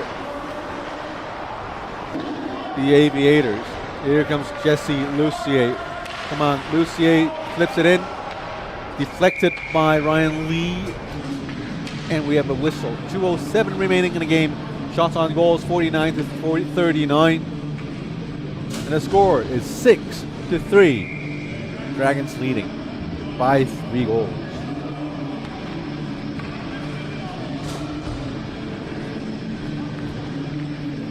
Coming up next, it's the Hong Kong Panda versus the Toro Bulls. It's going to be a heck of a game. 21, Leon Ruel down. Ryan Wong gave him an extra little shot. Could be some other player. I might have mistaken. But less than 2 minutes remaining.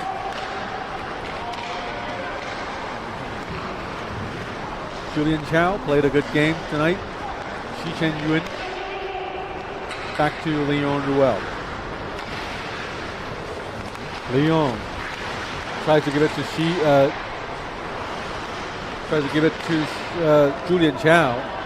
Now we're Red Wilcox. 1:18 to go. Joseph Nator to Wilcox. Back. Oh, nice passing right there. They're trying to work Ryan Wong with a shot. Ryan Wong did make a shot. But the positioning wasn't the best right there. Under a minute to go. 3-goal game. Pretty sure the Black Dragons going to get this game into their belt. Nice shot by McCaskill there, and another save by David Lam. Here comes Ari Leung, no shot, waited for Lucier. Nice goal by Lucier. But is it too late or is it not too late? That is the question. Nice play by Ari Leung right there, going in, realizing he has nowhere to go, skated to the side, looks for Lucier. Lucier gets it. Ooh, nice goal. Hits the side of the net. And now they're down by just 2. A glimpse of hope for the Aviators, down by 2, but just a little more than 30 seconds. Now 30 seconds remaining. Aviators not pulling the goalie yet. Well, a quick turnaround shot picked up by Ryan Wong. Tries to center it. Here's Boronov, 16 seconds to go long. The shot hits the goalie. Rebound, and we have a whistle. 10.6 seconds to go in the game.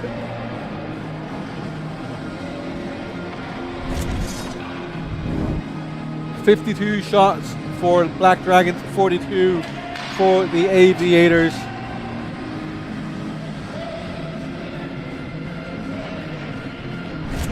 As the Black Dragons regain their 2-goal lead. The one they had in the first period, they lost it in the second period. Regained it, lost it again. And now, here they are again with a 2-goal lead. Puck behind the net. Player with sticks slashing around, not a good thing. But with the whistle and the buzzer, players go on their merry way. And that would do it for the game. 6-4 is the final score for the Black Dragons. Standings do not reflect this game just played. With the game, the Black Dragons would have 3 wins, 2 losses, 1 overtime win, with 11 points, still securing second place in the standings. Aviators, losing the 5th game in a row. There are 0, 5, 1, and 0. 2 points still down in the bottom of standings. 2 teams are going back next week in Week 7 action, and then we'll go on to our Christmas break. That will do it for the game, and right after this we'll have the Hong Kong Panda versus the Toro Bulls. I'm sure you won't want to miss that. Scotty Yang will take a short break, and when we're back, we'll have the second game for you guys.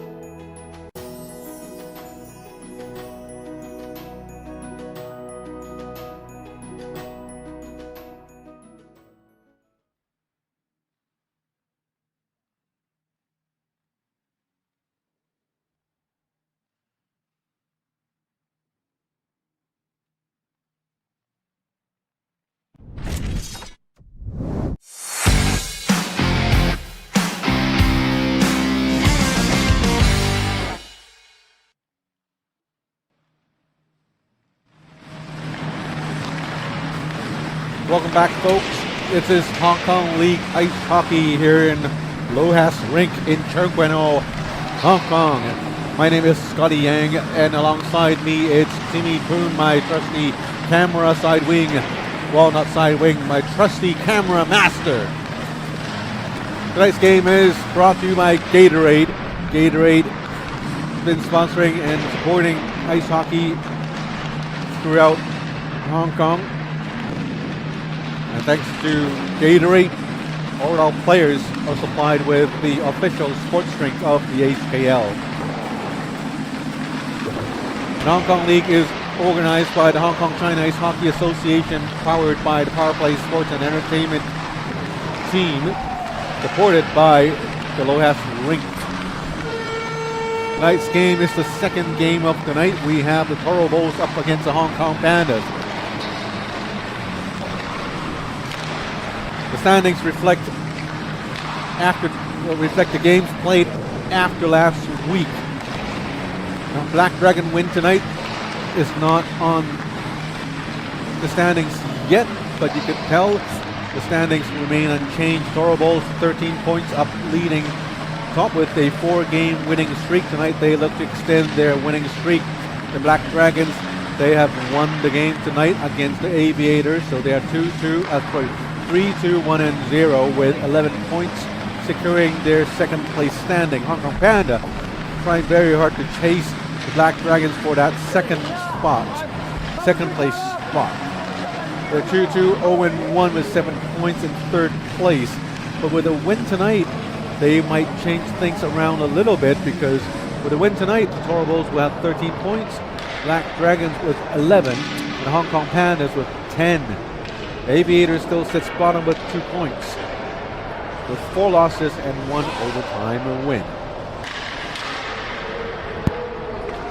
For the Toro Bulls, Mr. Eric Eustace is the guy to look for as the top scoring defenseman. 5 games played, 12 goals scored, 10 assists, combining to a total of 22 points. It's pretty hard to imagine. Just imagine the Vancouver Canucks have someone like Eric Eustace, who scores at 4 points per game and more. That would be a generational talent. For Hong Kong Panda, Mr. Sleeper Albert Kersons with 5 games, 10 goals and 8 assists on his own, 18 points, tied with Bob Yan on the Toro Bulls, also scoring 18 points but a few less goals. Hong Kong Panda, Whitney Olsen, Joe B. Watt, 16 and 14 points. Toro Bulls also have Rex Koo and Connor Quinn, both with 13 points each. So, number one for the Toro Bulls, Eric Eustace and Bobby Yan, they must come out scoring. But for Hong Kong Pandas, Albert Kersons, Whitney Olsen, and Joby Watt, their top line, they've been working very, very well. And it looks like their chemistry is getting better and better. Let's not forget their line mate, number 15, Karl Mock. Facing off for the Hong Kong Panda, it's Karl Mock, Albert Kersons, and Joby Watt playing back. It's number 3, Whitney Olsen, and number 4, that would be Tom Allen. Had to flip through my notes. Yes, I do make notes, but I don't do homework. Joby Watts, the speedy right winger, plays offside, but he kept it in the neutral zone, but with speed, circles around everyone with 2 times, tries to go down deep, but this time he couldn't get past the white defense. Jordan So, the top pick for Toro Bulls, backhands it towards the goalie. Playing in net for the Hong Kong Panda, it's number 20, Moses Fung. Tom Allen to Albert Kersons. Albert Kersons decides to shoot on his own.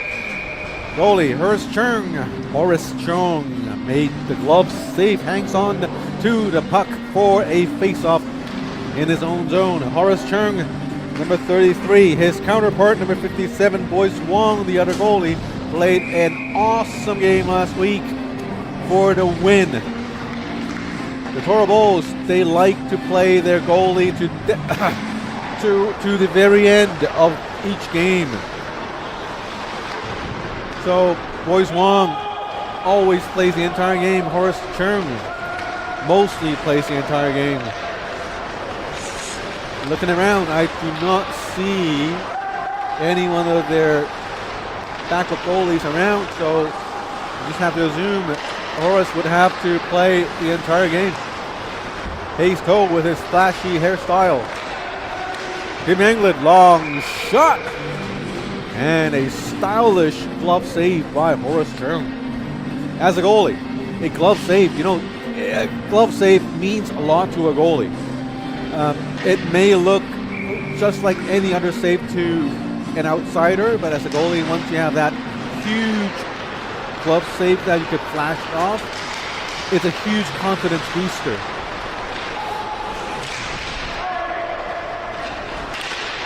Curtis Chan, number 4, going backwards. Going back towards, carrying the puck backwards. Bobby Yan, the co-GM, to Hayes Toe on the right.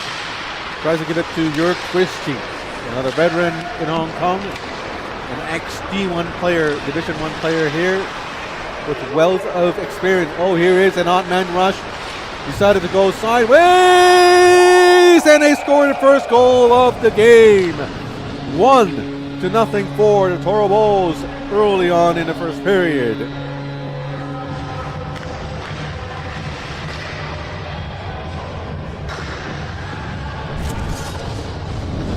It's an unfortunate odd man rush right there. Count them. 1, 2, 3, 4 white shirts against Whitney Olsen. Well, of course, the goalie as well. Hayes Toe gives it back. And Curtis Chan comes back and fires the puck. If Curtis is going to miss it, he still has somebody behind him. Let's look at the play again. Nice pass. Fakes out the goalie entirely. That's a goal Moses Fung could not have saved. Not on his own. Just like that, 1-0 for the Toro Bulls. Shots are actually equal at 3 apiece. Here comes Rex Koo, one of the top scorers. Oh, wow, nice check by Jovi Watt, but it was called by the referee as a body checking penalty. No, as a charge? It's a charge. Charge. Okay, it's a charge.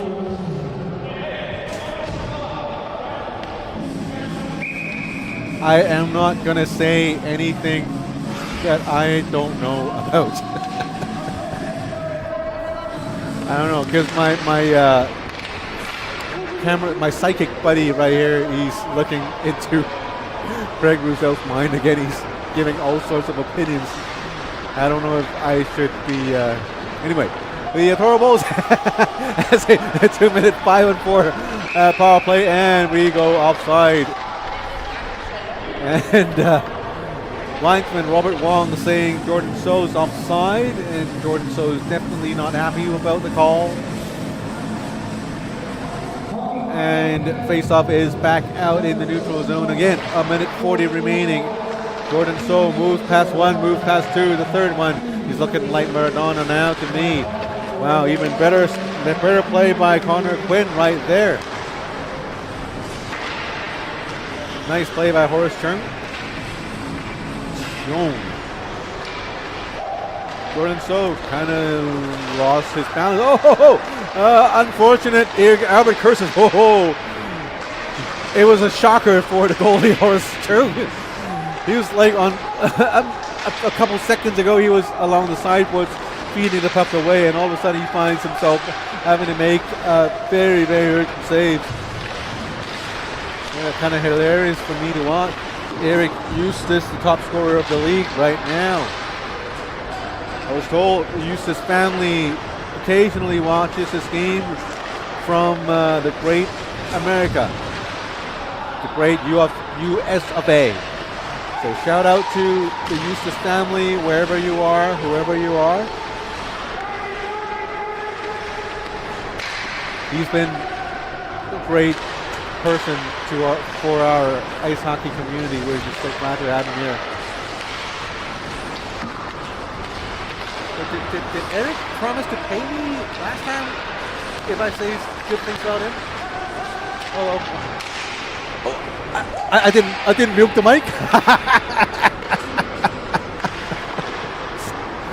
Just kidding. I was just kidding. There's Rex Koo. Rex Koo flipping the puck back in down deep. Rex Koo, very, very effective player. We're kind of chatting between the games about the drafting for both teams, and that's why during the intermission, well, before this game started, I kind of flashed the draft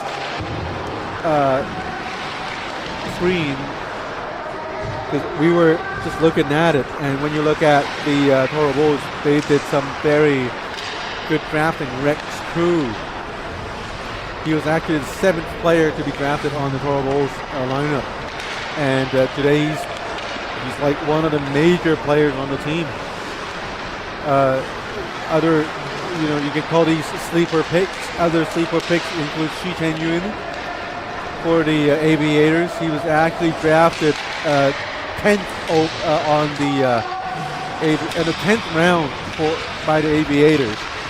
And he's sharing first line for duties on the team. That shows how effective he is. Of course, Mr. Sleeper is the dude who just scored. That would be average person's number 88. He's drafted in the second round by the Hong Kong Pandas. But I wasn't quite sure what really just happened, so let's just take a look at the replay. So Mr. Red Helmet, person's the goal, perhaps not quite clear where it hit. Let's look at it from another angle. Here comes the speedy Persons with speed right there over the side netting. And that ties the game up at 1 apiece. The Toro Bulls and the Hong Kong Panda both tied at 1. Shots on goal 3-4. Not a lot of shots, but both teams are already on the scoring sheet. Mr. Eustace coming in on the right. Do remember he's a defender. And obviously he has done a good job with his team. Every time he's playing up front, somebody is covering him in the back. And it's not very often your forwards or your centerman covers for you if a defender actually pinches up. It's such a rarity, but it shows that Mr. Eustace's team is so gelled together, so they have such good team chemistry. Everyone knows what to do most of the time, and it shows in the overall standings from the teams. Those teams 1 apiece. 5-3 for shots on goals. Puck battle along the boards. Carmack with the puck. Fires it back to Yobi Watt. Jovi, not Yobi. Olsen, long shot saved by the goalie. Carmack picked up the puck to Jovi Watt. To Olsen, shot, another save by the goalie. Horace Turn. Now this time the pass was missed, and Bobby Yan has the puck. Ball to borderline offside. Linesman did not call it. He waved off the offside. And now all of a sudden the Toro Bulls has possession in the offensive zone. Panda able to clear it out. Winston Cock alongside with Connor Quinn. Connor Quinn, another nice pickup by the Hong Kong Panda. Both teams drafted really well in the draft not too long ago. 3 months. Brian Gill. Jordan So calling for the puck, but Brian Gill could not really get past Whitney Olsen. Here comes Connor Quinn. Backhands it. Saved by the goalie with the trap with a blocker. Whitney Olsen. Long shot deflected. Puck hit. A permanent fixture outside of the rink, and we have face-off in the Toro Bowls zone. 11 minutes and 7 seconds remaining in the first period. Scores tied at 1.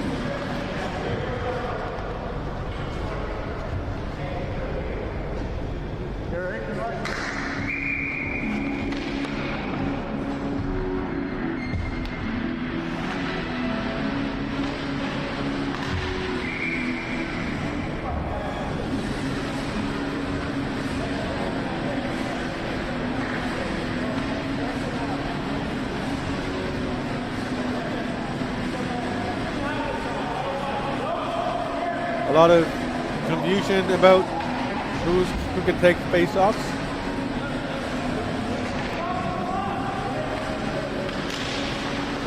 Face-off and a whistle. This time the whistle is by one of the referees, Greg Roussel.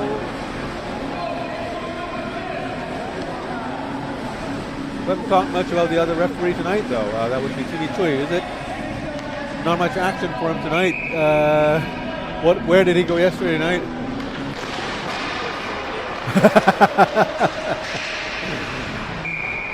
He was being good. He stayed at him yesterday night.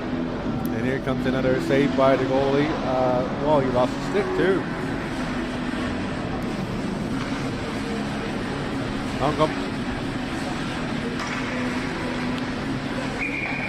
Kong Panda giving pressure to the Toro Bowls, and now we have Jordan So. Something's going wrong, not right about Jordan So's skates tonight.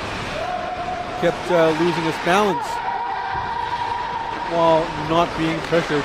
Here is Albert Persons, Mr. Sleeper. Persons to Yam Yi, steers towards the right wing. Persons back playing point. Behind the net, it's Karamak. Here comes Albert Persons. Oh, couldn't quite get past Jordan So. No offside. Good non-call. Jordan So to Brian Gill, steered away by the goalie, Moses Fung. Here comes the Hong Kong Pandas. Number 58, Hardin Cheng. Moves it to 22, Yam Yi. Yam Yi looking for Karamak. Karamak right there, centering pass a little too late. It was a negative angle pass from behind the net. And the Toro Bowls were able to send it up, and icing called by linesman Robert Wong. Marginal icing call, but an icing call nonetheless. Referee explaining the decision to the Toro Bowl bench. Game still tied at 1 apiece with less than 10 minutes remaining in the opening period.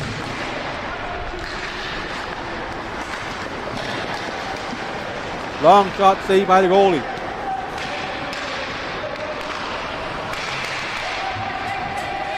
Connor Quinn made the pass. They went for a change. It's Whitney Olsen. Always looking to pass to Joby Watt. Joby stops, tries to give it back. Oh, Albert Persons with a hit on Eric Eustace. Both players were laughing right out of the hits. How often do you see that? Oh, goalies were playing way out. But he got back into the decision right in time. Nice pass, almost a nice tip in front of the goalie, Moses Fung. Toro Bowls.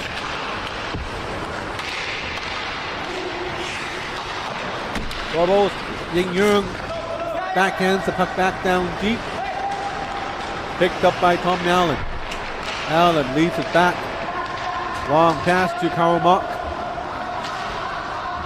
Karamak following, lost the puck to Ying Yung. Here's Tom Allen again. Allen, nice play, patient play to Whitney Olsen. The other team, very, very aggressive forecheck. Number 19, Ken Ji-woo, completed his duty. 2 rounds of forechecking, went back to the bench for a change. Whitney Olsen passed 2 white shirts, including Bobby Yan, the co-GM of the team. No offsides, as the puck never really went past the blue line. Pace Toe covering for Eric Eustace. Rex Koo right in front of me. Long pass, Pace Toe. Toe brings the puck back. Behind him is Curtis Chan. Decided to go up front instead. Here is Rex Koo. Koo scooping in. Back to Koo. Lies Toe safe by the goalie.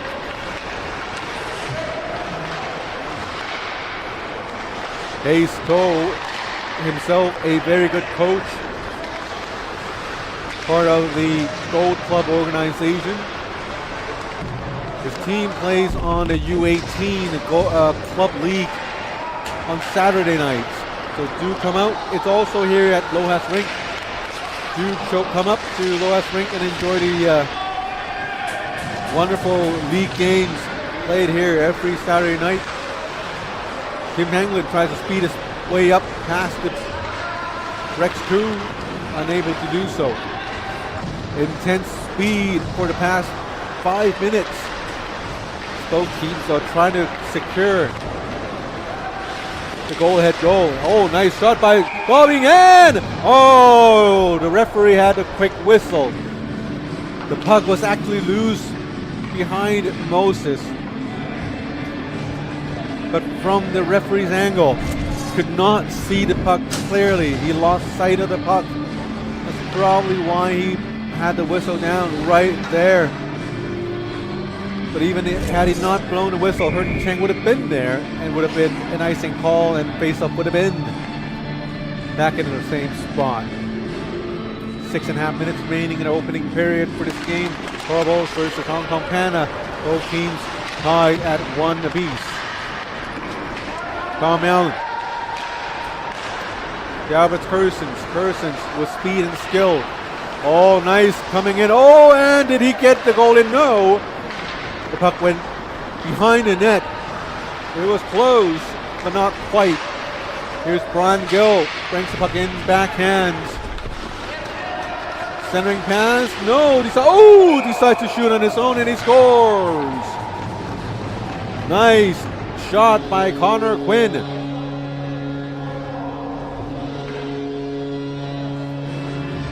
Thought he was going to pass, but obviously he is. Mr. Quinn himself decided to spin around, and he saw the goalie committed down deep, and he went for one of the top corners and scored. And do note, on both sides of the post, there was there's a white shirt waiting for the rebound. It was a team effort by the Toro Bulls. But it was Connor Quinn's quick decision that he decided to shoot and place the puck at the right place at the right time.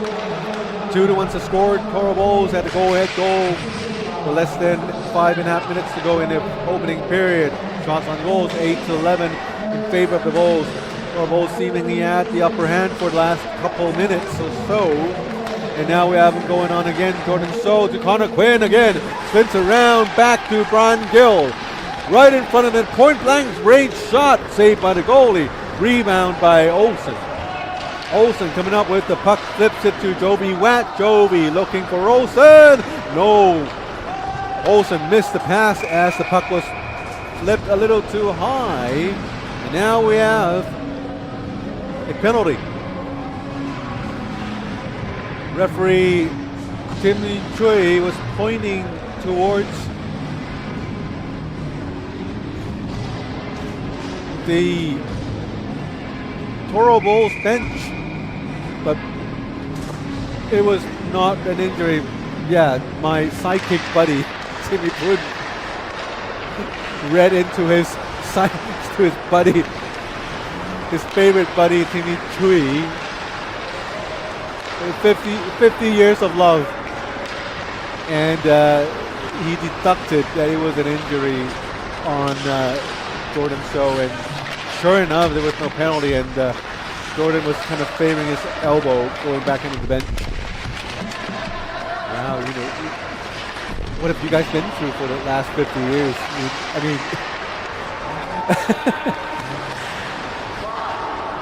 debris, it was a neck guard or a headband on the ice.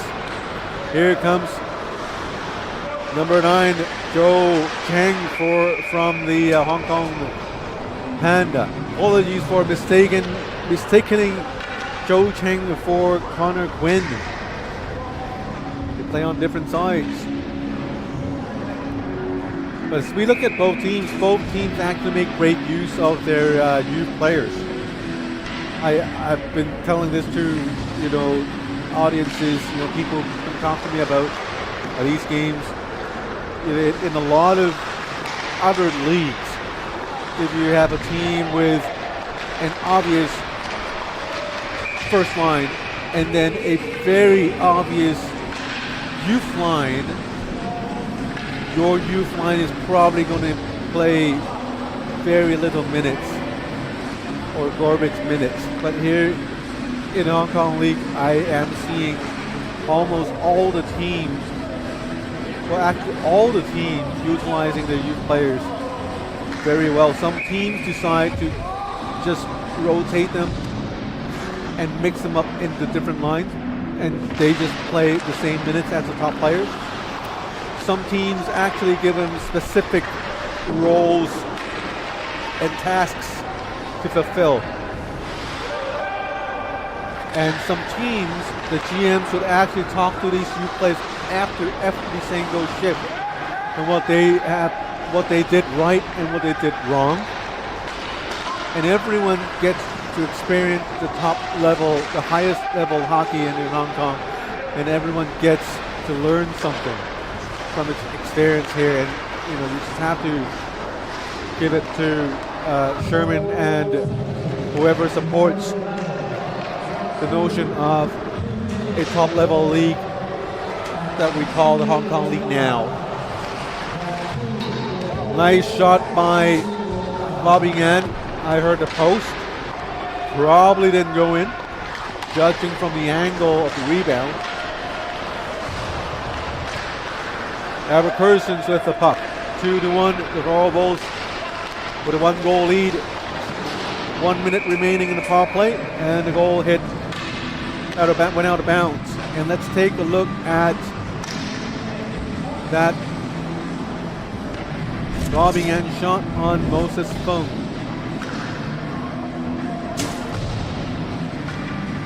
That's the shot right there. It's the inside of the post, goes out, no goal. Nice call by the referees. Now we have goaltender equipment issues. If he could just fiddle with his pads for just that little longer, I can have a snack.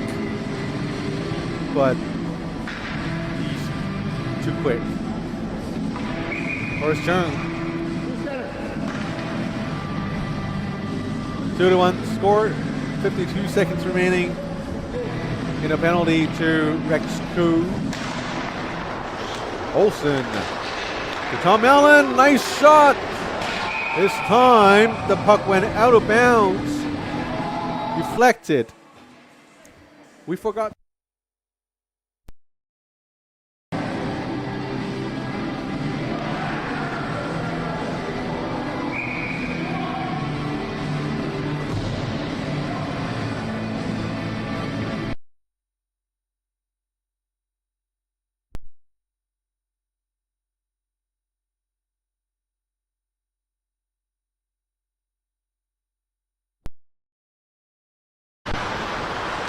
Apologies to the technical difficulties we've just encountered, but a quick fix.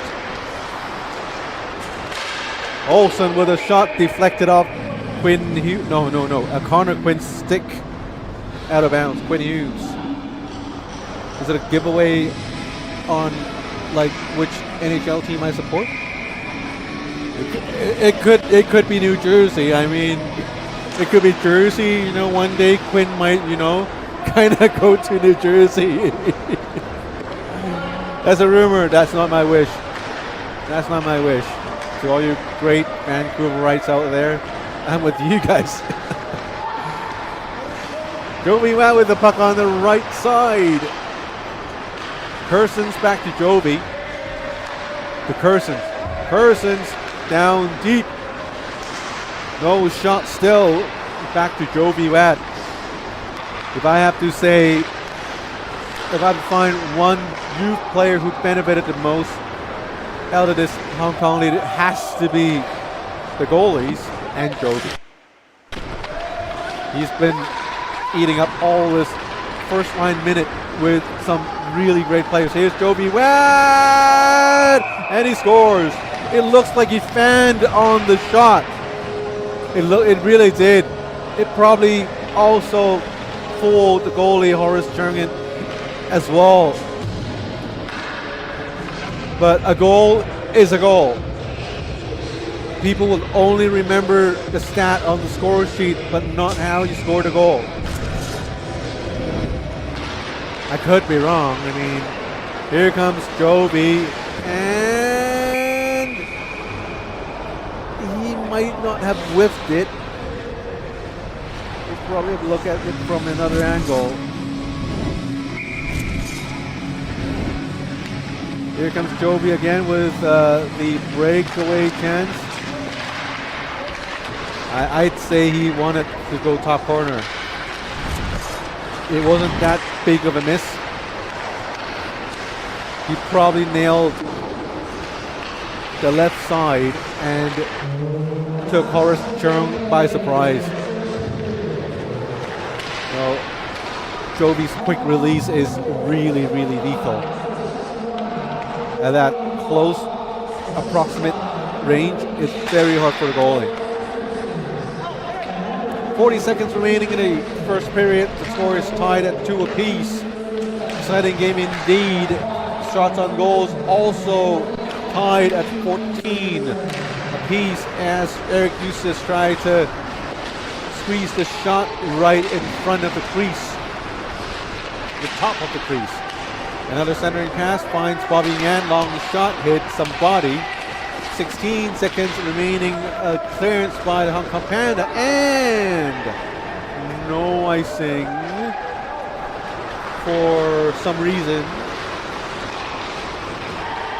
And here comes Hayes Coe with a shot saved by Moses Fung. And that would do it for the opening period. Both teams are tied at 2 apiece.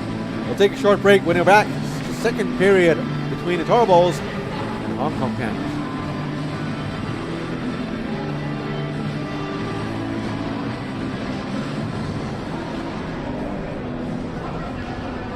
Shots on goal after the first period by Toro Bulls 15, Hong Kong Panda 14. The score after the first period, Hong Kong Panda 2, Toro Bulls 2.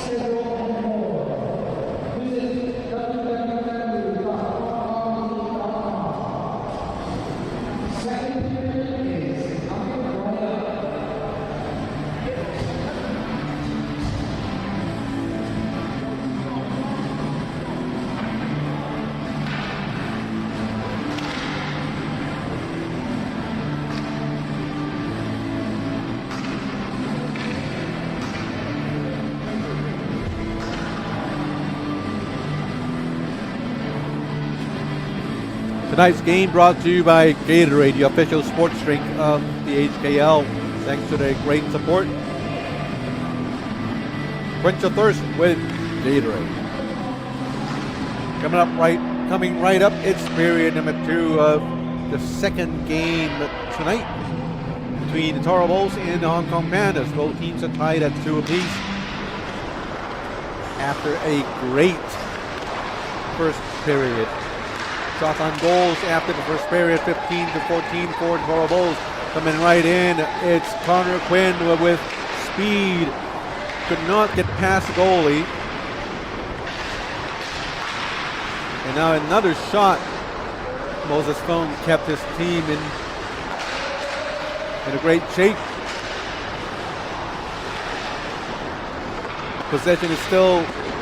Puck possession is still with the Toro Bulls. Connor Quinn, very effective down deep. Centering pass saved by the goalie, another save. Loose puck, and now finally we have the whistle.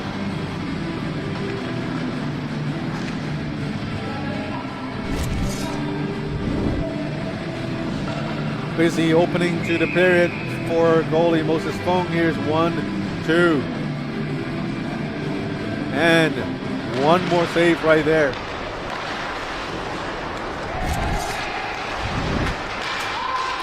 Goalie Moses and Rexton, 2 of the better goalies of the younger generation these days. I was having this conversation about the future of goaltending in Hong Kong with some very reputable persons just a few days ago. All kind of agree Moses and Rexton are going to be great goalies. And I think they're coming right up along the system as well. A couple of years later, they would probably be main players at the senior team. And we have a stoppage right there. The net's off. We don't know if somebody had pushed the nets off, but we do not know. But we can take a look at the replay right there. It was, I think it's Kerson's. It's intentional. It could have been the layup game, but it's such an experienced player. He made sure nobody was looking his way. Ying. Ying Yung. With the puck to William Bognier. Bognier tries to get back to Jurg Frisky. Persons, nice fancy move, backhands it. Ooh, nice save by the goalie. Backhand shots are sometimes pretty difficult to make saves on because it's hard to determine the angle and the trajectory of the shot from the blade. But Horace Chung made a reflex save. There's such a thing.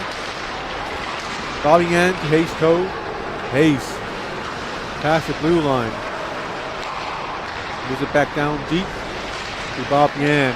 Yan back to Curtis Chan. Long shot through traffic.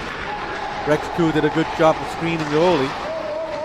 Here's Bobby Yan, sharp angle shot. Goalie made a save again. Very, very technical goalie when you look at his play style. Just spotting left, right, center in a butterfly position.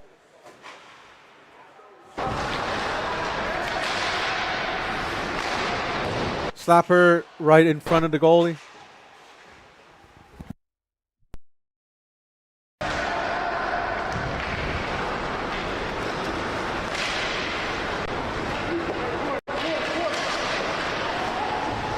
Technical difficulty again, but we're back with no goal scored. But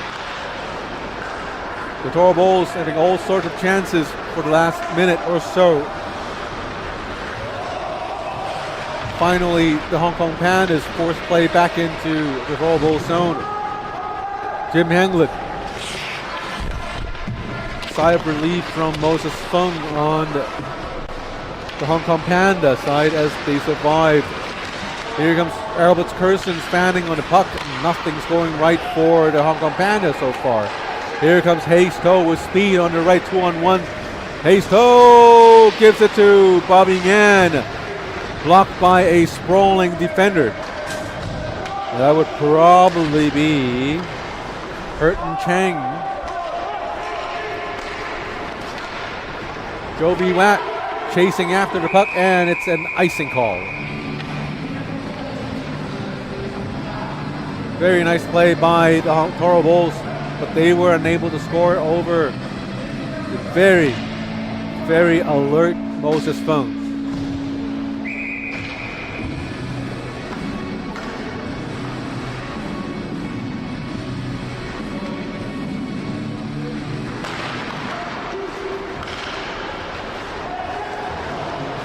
Hurton Chang.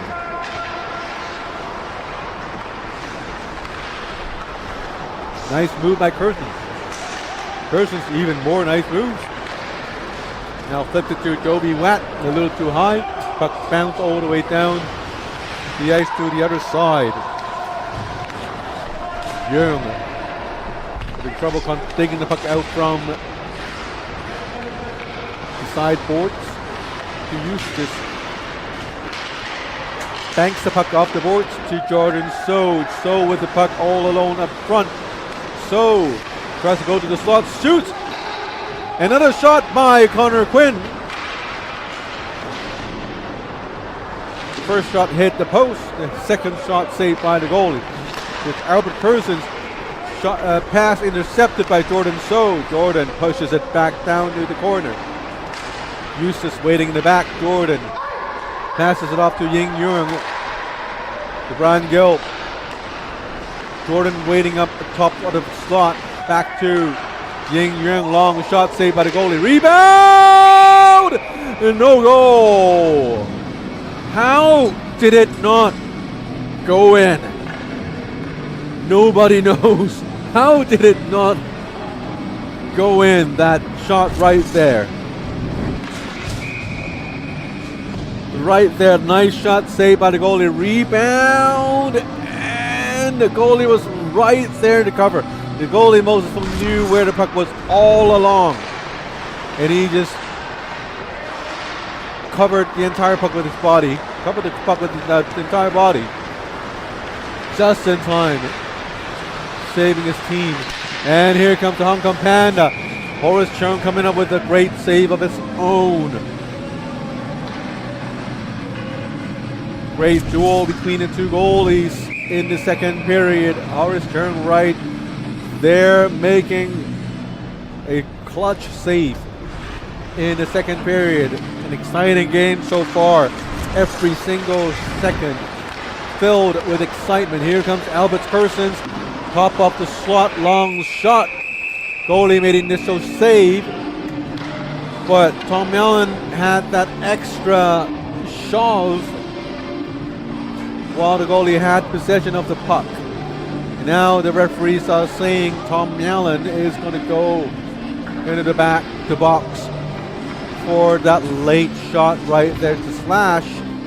Looked like a shove, looked like a stab. There's no such thing as a stabbing penalty, so it's a slash. Good call. Spearing would have been so much more dangerous. Here comes Connor Quinn, Eric Eustace. 2-minute power play for the Toro Bulls. Rex Koo right in front of the net. No, nobody looking at Rex Koo. Rex still right there. Another Bobby Yan now skating into the back door.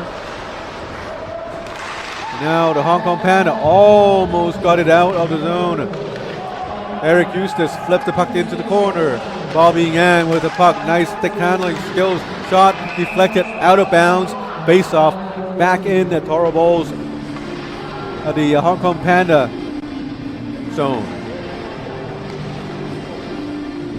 13 2:42 remaining in the second period. Shots on goals, 23-19.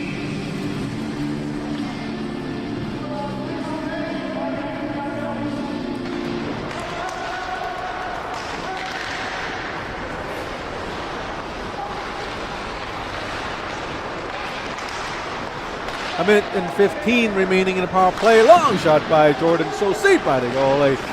And Connor Quinn controlling the possession. Here is Eric Eustace moving up close.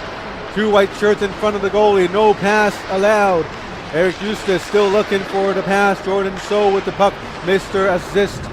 Jordan So back to Eustace. Eustace looking and looking. There is Bob Ngan on the left. Instead, he went for Connor Quinn. Bobby Ngan tried to push the puck back into the zone, but unable to. Karl Mock went for a change, untimely change, as Jordan So comes in with the puck.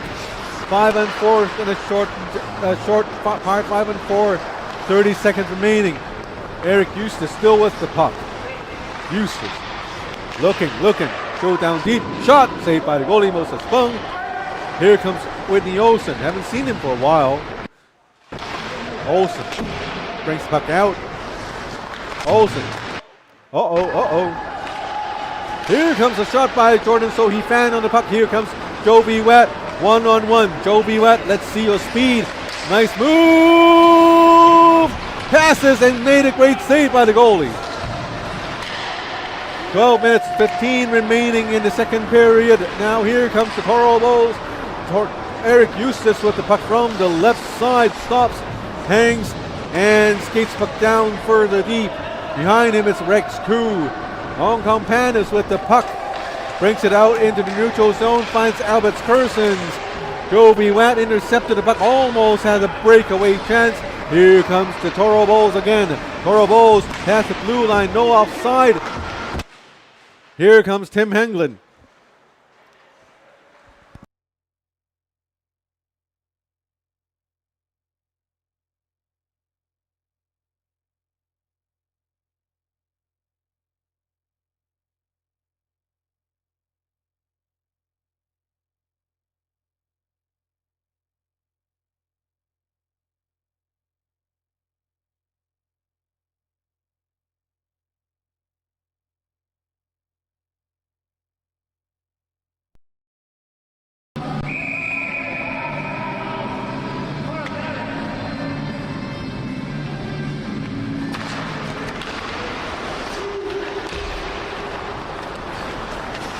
After yet another technical issue, we're back online. Here's Max Chow, number 21, going down low into the slot, unable to get a shot off as the Hong Kong Pan were able to play good defense right there. The face-off outside, according to Mr. Psychic Tim. Teams are 2 goals apiece. Shots on goals, Toro Bulls 26 shots. Hong Kong Panda 20 shots on goal. Very exciting game so far as we reach the halfway mark of the game.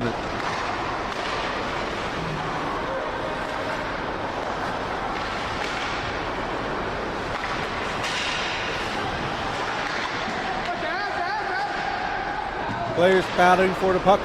Albert Kersons running into Rex Koo. Oh, nice move by Rex Koo, but nobody there to receive the puck. Olsen chips the puck up to Karl Mock. Mock to Joby Watt. Watt with a shot deflected by a skate. Here comes Hayes Toe. Nice pass to Rex Koo. Hayes Toe with speed to Curtis Chan. Curtis could not handle the puck. Long shot blocked by number 4 of the Hong Kong Panda, Tom Allen. Bobbing in a long shot saved by the goalie.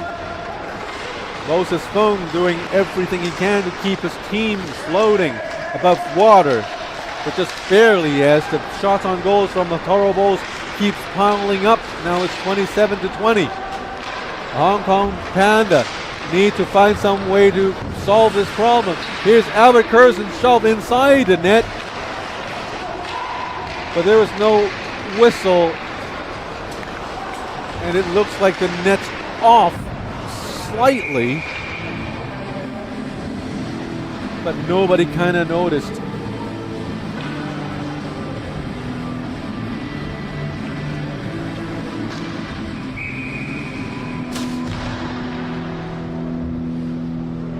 Face up to the left of Moses Fung.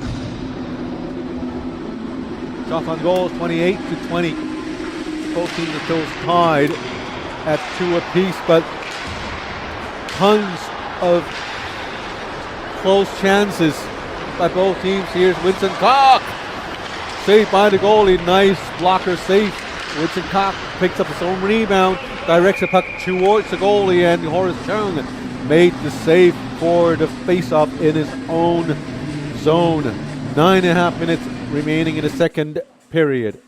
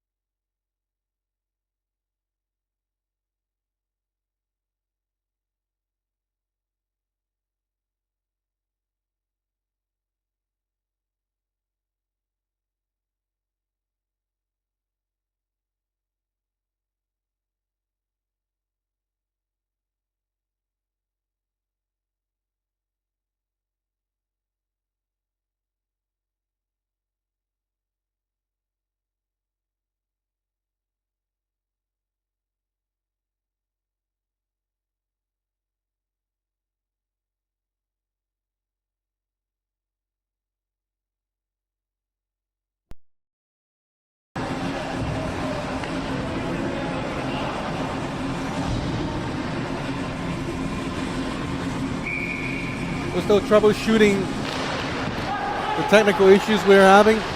It could be the case of a loose or faulty wire. Lots of things happening on ice.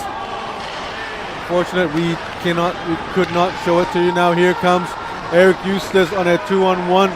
Eustace to William Bongi. Very high pace back and forth game going on right here. Right, nice glove save by Moses Fung. As the Toro Bulls have been trying very hard to break the deadlock between these two, the score.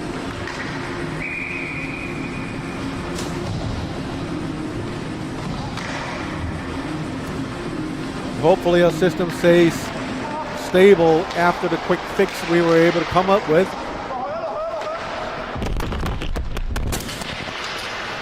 Here comes Bobby Gann with a shot. And rebound by Hayes Toe. Hayes playing very well tonight.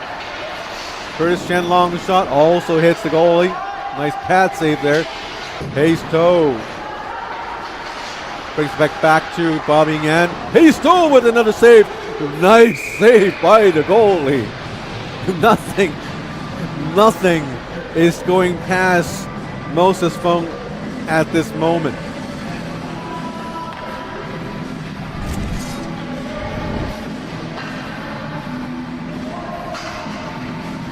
Here comes the pass right here. Another pass. Normally this shot would have gone in, but hey, it's Moses. He does the magic stuff, right?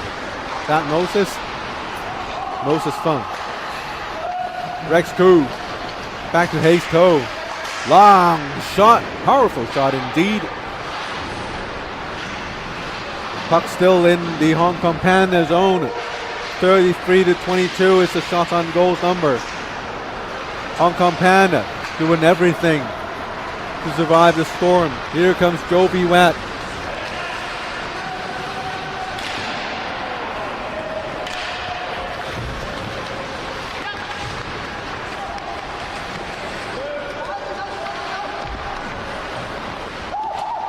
Lots of odd stuff happening around the rink today.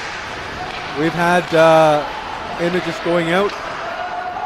The mic falling off from that's the league commissioner just came in and grabbed me one of my mics. Here's Albert Kersons. Joby Watt, a long shot. I think the goalie had a piece of it. Very, very nervous moment right here. Here's Hayes Toe. Long shot. Oh, tipped by Bobby Yan. Almost got Eric Eustace almost hit the rebound off an empty net. And here is Jordan So with the shot. Still couldn't solve Moses Fung.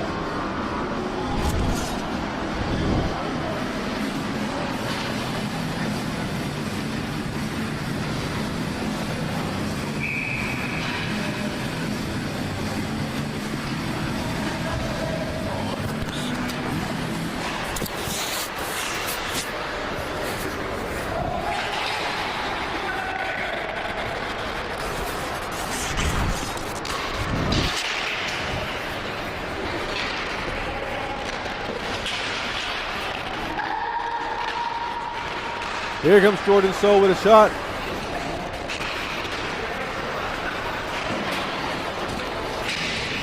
All sorts of things happening in and outside the rink. I've never seen something like this before. Here comes Hong Kong Panda, still trying to survive the storm. Shots on goals number 35-24.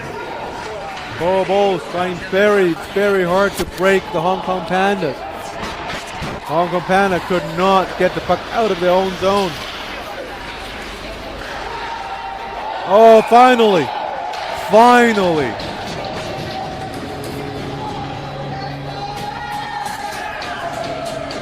Finally. After what seems like eternity, the Coral Bulls were able to score.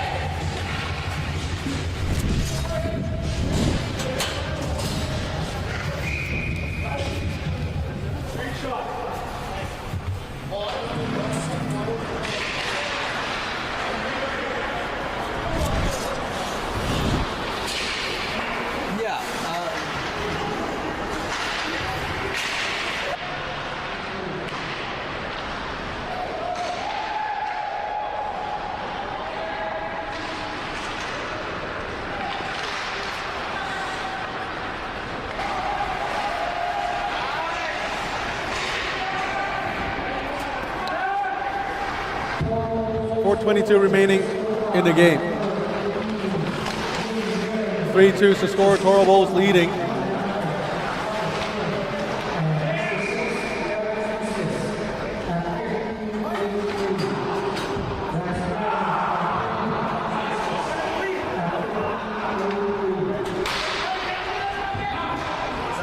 It's an interesting night. We have everything. None of the in-game mics fell off the mounts. We have players getting upset at each other.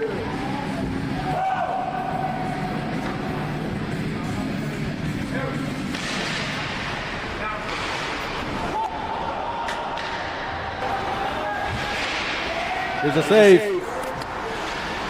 4 minutes remaining in the game. Hopefully we can last the final 4 minutes without any further issues.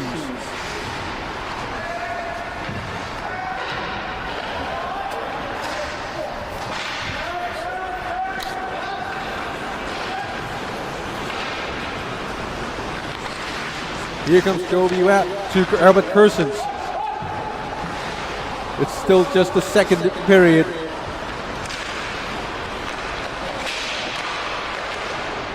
Another save by the goalie. Here comes Kersens along the blue line. Nice, and a nice save by the goalie again.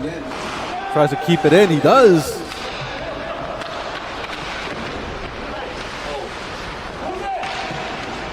Three minutes remaining. I realize there's an echo in my voice. We'll fix that during the intermission. Here's Tom Allen.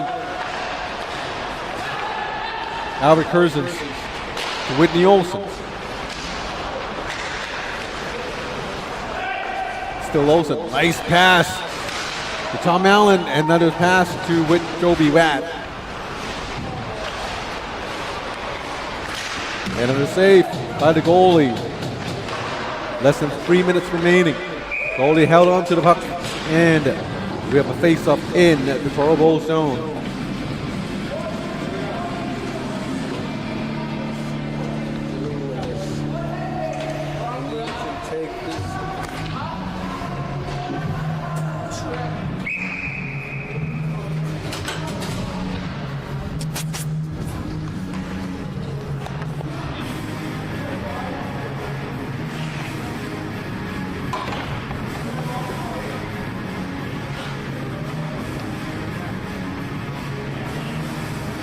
Two's the score. 2:38 remaining in the second period. Long shot blocked by the Toro Bulls. Bobbing in as the puck tries to bring it up front. Oh, checked by Tom Allen. No calls by either referees as we have Whitney Olsen trying to give the puck to Albert Kersens. Kersens the first to the puck, so there's no icing. Kersens passes to Joby Watt. Eustace to Hayes-Toe. Hayes-Toe to Young. Young back to Hayes-Toe. Now with Albert Kersens going the other way. Joby Watt to Kersens. Not a good pass. The Kersens corralled the rebound to Tom Allen. Now we have a race to the puck. Tom Allen beats Hayes-Toe to the puck first, but the two white shirts. Hayes-Toe gets the puck and moves in and saved by the goalie. Oh, ho, ho, ho, ho. Even the camera went the other way.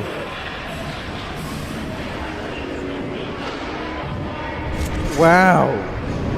What do the Toro Bulls have to do to get past this goalie right here? Look, look, look. He just could not be fooled. His eyes, his sight was on the puck from start to the end, making saves after saves after saves.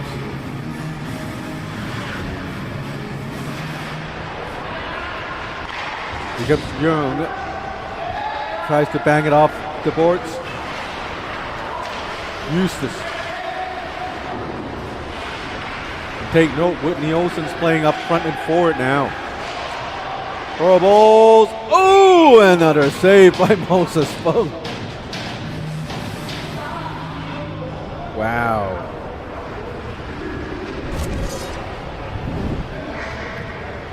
Here comes Fung again. It's his one-man show tonight. Here he goes. Nice save. Doing everything he could to keep his team in the mix of the game. A minute and 6 seconds remaining in the second period.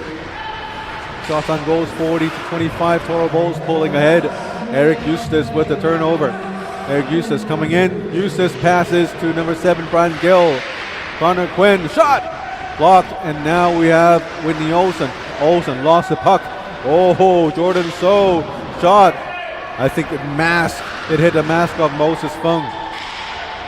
The speed of the Toro Bulls is just scary when they come back. It's like an entire wave covering everything. And every single part of that wave goes into attack mode at the same time. 23 seconds remaining in the second period for the Hong Kong Panda. I think, especially for Moses Fung, everyone wants the period to finish as fast as they can. But there's still 15.3 remaining. looking towards the Panda bench. There are no backup goalies tonight. Normally, there would have been Evan Thorpe and Titlis Joe. I don't see them around. I thought I saw Titlis, but he's not on our vicinity right now. 12 seconds to go. Spin around. Ice it. Just ice it down the ice, man. Get your goalie a break. Sometimes goalies need breaks like these. And that would do it for the second period. Right now I need to fix the mic. When we come back, we'll have the third period for you guys.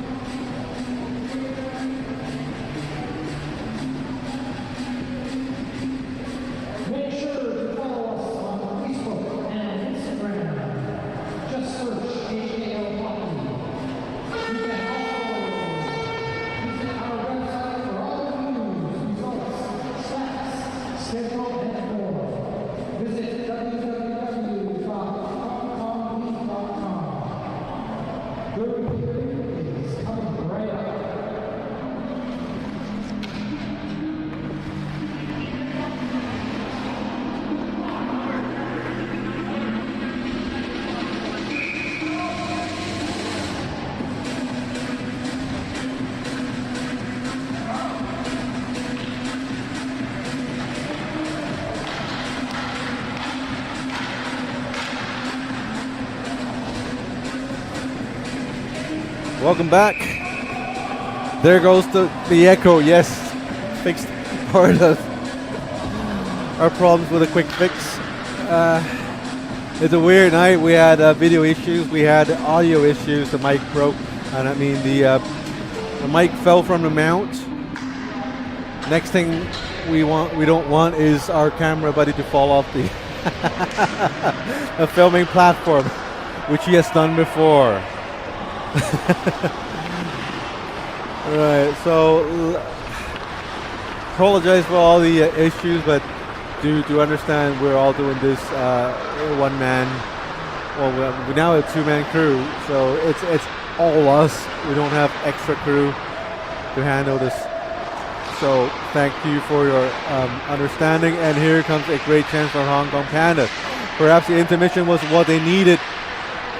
And here comes Persons again. Very high quality game playing so far.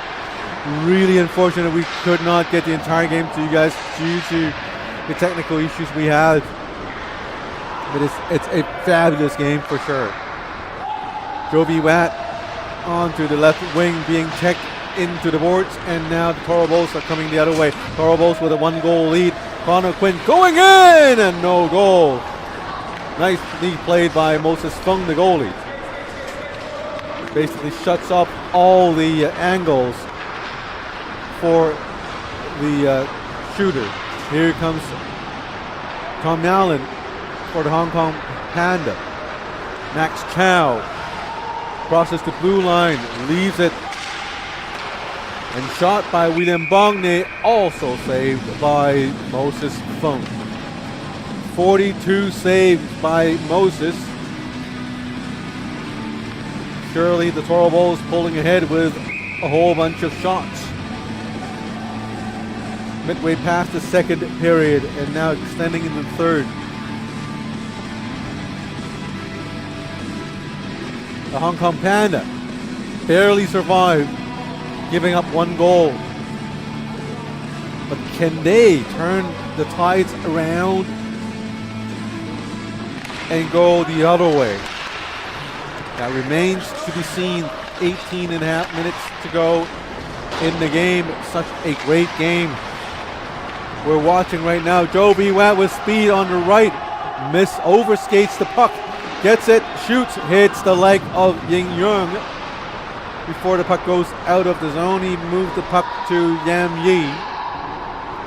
Yam, not a good pass. Picked up by Jörg Frischke. Frischke moving in. Here's Karl Mock. It's 3-on-1, but not enough speed. Karl Mock back to an unaware Yam Yi.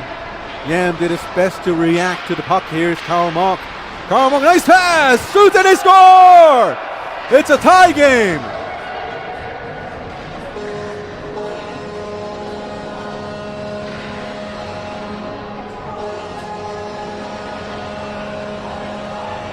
That was a good goal. It began with Karl Mock.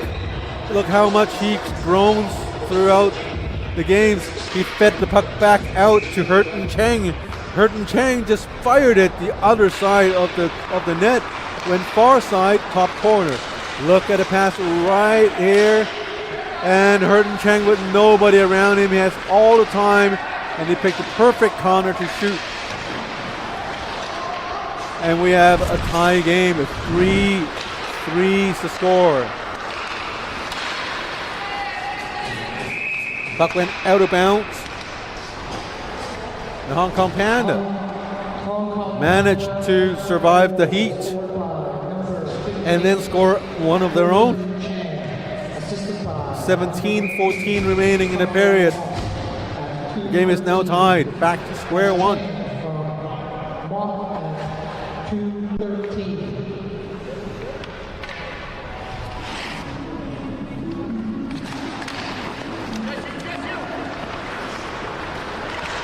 One of those cliches where people say all the time, now it's all tied, it's all back to square one. It's not really, in a way. It is in a sense. But you have to consider the momentum of both teams, who scored when, and how the goalie's been performing, and all that. But right now, the momentum is still on the Toro Bulls side. It will take more than just a goal for the Hong Kong Panda to break the Toro Bulls. It's a long clearance. Handled by the goalie. Oh, the goalie tried to clear his shot. Cleared the puck, but it hit Eugene Lee instead. Tom Allen going in on the left side. Rex Koo behind him. Sharp angle shot. Goalie made the save. Here's Hayes Toe. Very effective player tonight. Hayes Toe to Rex Koo. Goalie made the saves again. Curtis Chan down deep to Hayes Toe. Toe to Koo. Eustace shoots. Goalie made the save. Hangs on to it for a rebound, for a face-off. Still, it's Moses' game tonight. Shots on goals now up to 44 shots on goals for the Toro Bulls against Moses Fung. Stopped all 44 of them on his own. No help.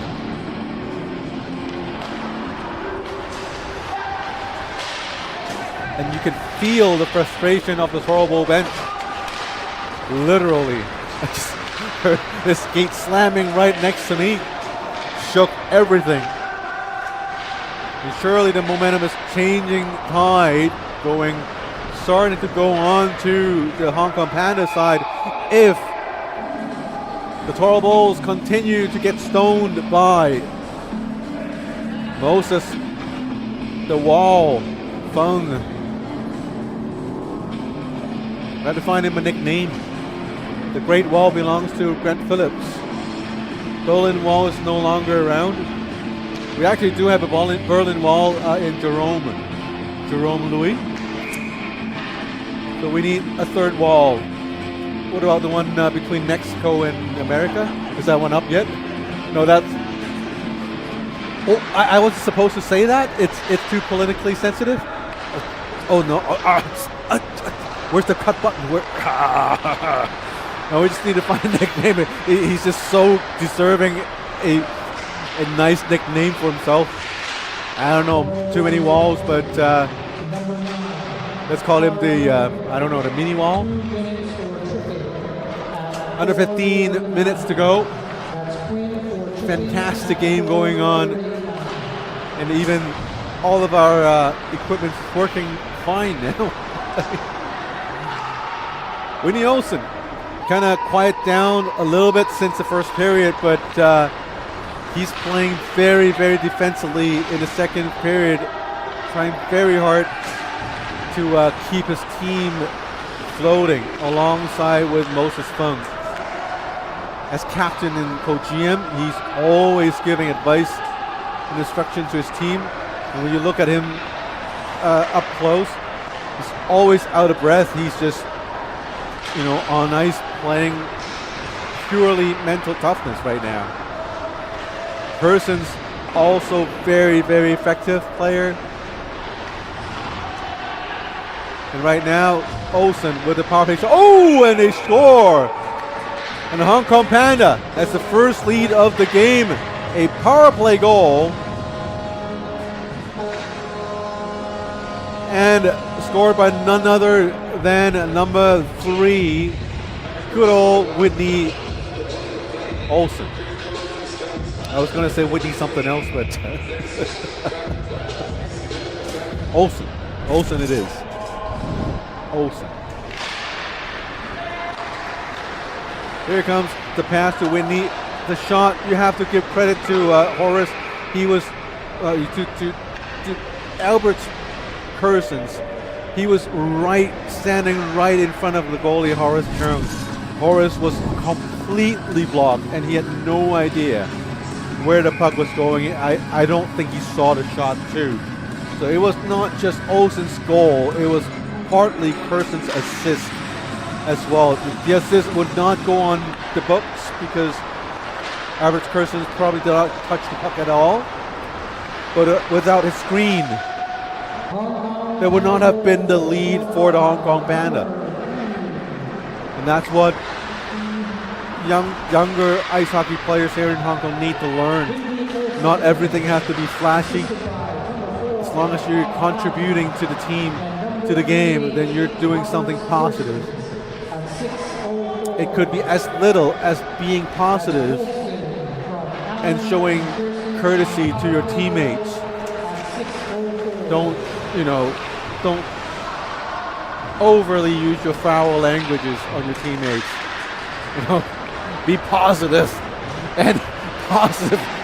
Make great things. Just like Olsen's goal we just saw. They never gave up, man. Right? They could have given up, but they never did. So, and they came back with an amazing feat by Olsen and his team. And now it's the other way around. The Toro Bulls trying to come back from a 1-goal deficit. They do have the shots on goal advantage. And compared to two goalies, yes, Moses Fung is the hotter goalie of the two, but you also have to consider the fact that he is most definitely more tiring than Horace Cheung on the other side. So will that come into play towards the latter parts of the game? That remains to be seen. But let's keep that in mind for now.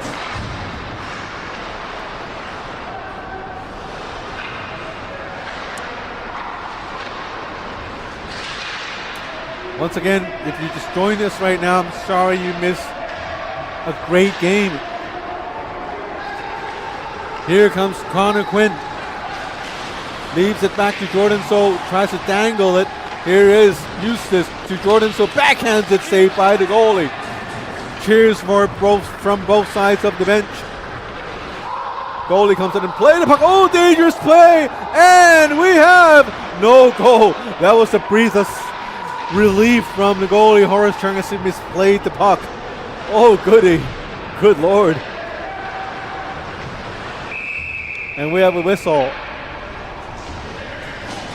You're just watching. This is Hong Kong League HKL action. We're in week number 6. These two teams, the number 3 team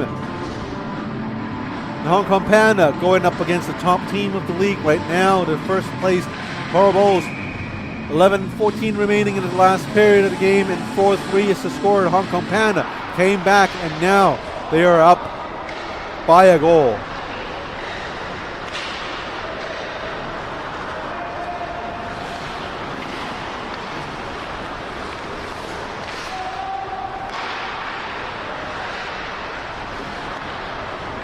Toro Bulls ice the puck and icing.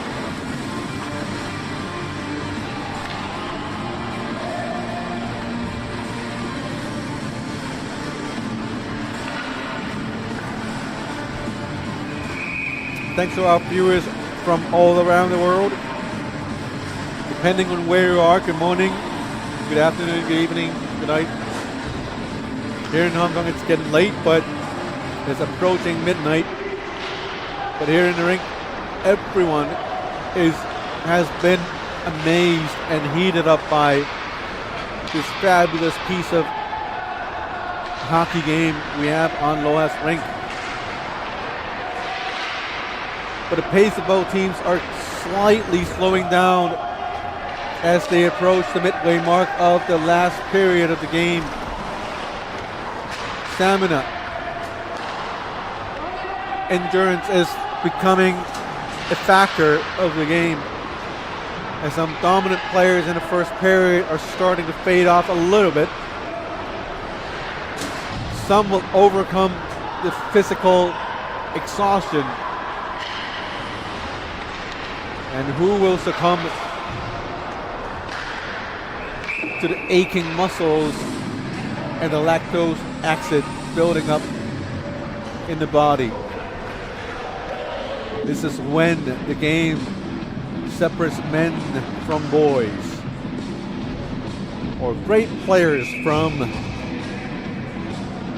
good players. I'm not going to offend anybody.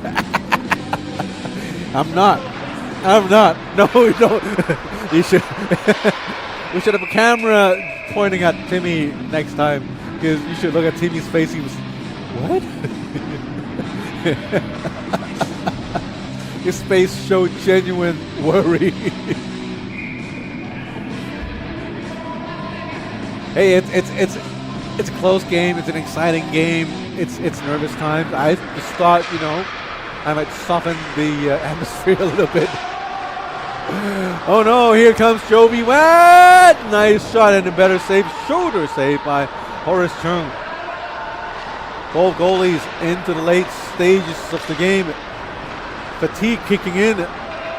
Both goalies knew there would be no backup goalies available, so it's really entirely up to themselves to stay until the very end. It's a common problem I have to face all the time, It's just to find that endurance to face, to keep myself up until the end. I mean, as a goalie.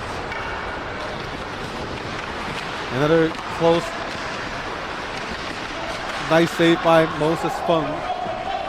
Still looking very sharp, but when you look at the way he gets up, he's probably a little tired.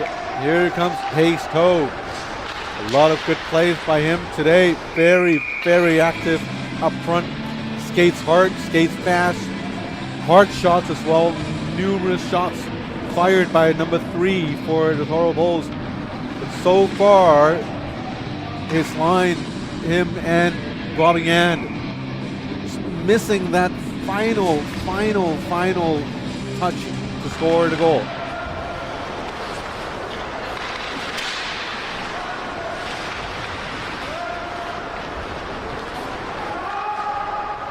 Winnie Olsen flicks the puck up, and first to the puck is Tim Hanglin. Oh! Hanglin almost scores.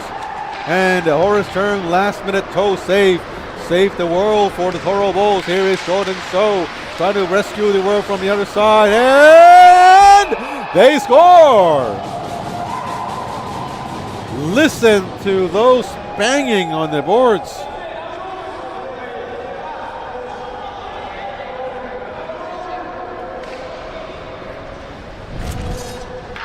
We have a chat between the referees and the players. And we see the referees talking a little bit. Let's go back a little bit here. And we might have a challenge. So I'll take a break for now while the referees look for the goal.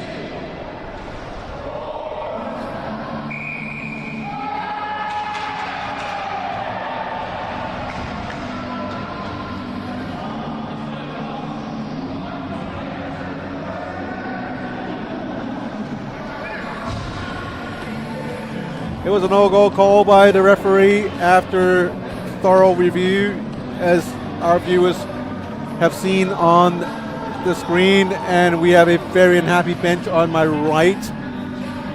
The Toro Bulls unhappy about the overturned call by the referees, but both referees had ample time taking a look at the footage, and it was an on-goal. Score remains 4-3 for the Hong Kong Pandas, and with 8 minutes and 18 seconds remaining, it's surely anybody's game. Long shot by Ying. Hit Jordan So right in front of the net. It's a very good goal, and the puck has been shot out of bounds. Close game, you get tight tensions from both teams, and the referees are going to have to be on high alert just to make sure everything remains under control for the next 8 minutes or so. Here comes Albert Kersons running into Brian Gill. Great Nielsen to Joe V. Watt on the right. Watt flips it, tries to give it back to Olsen. Now we have Jordan So coming the other way. Jordan So with Brian Gill on his right side. Jordan So still going in for a shot, deflected, and now with Jovi Watt has the puck. Jovi to Karl Mock, having trouble handling the puck. Now he finds the puck, backhands it, chips it in down deep. Puck never goes past to the other side of the rink, intercepted by the Toro Bulls. Here we have Connor Quinn. Connor Quinn with the puck, back to Jordan So, long shot, saved by the goalie, rebound by Brian Gill, behind the net. Still Toro Bulls. Connor Quinn spins around, trying to make a pass to Eric Eustace. Here comes Albert Kersons. Kersons shoots, and no goal. Close shot right there. Here comes Connor Quinn the other way. Connor Quinn still with the puck, leaves it. Nice goal by the Toro Bulls. This one is an undisputed goal by the Toro Bulls, and we have a tie game.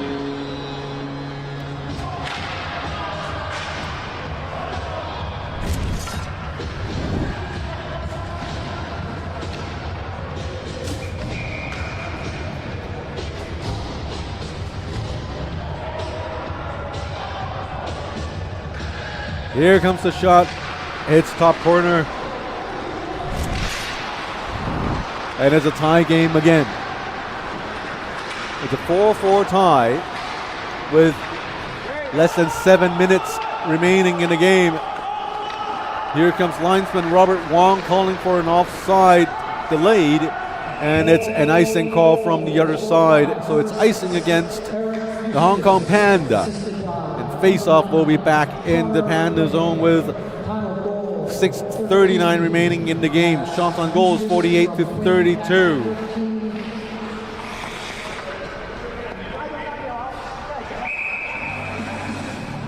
And now I finally feel the Toro Bulls at peace with the score now. They were very, very upset, visibly and audibly upset when the referees called back the goal. And now everyone's mellow, peaceful. Namaste.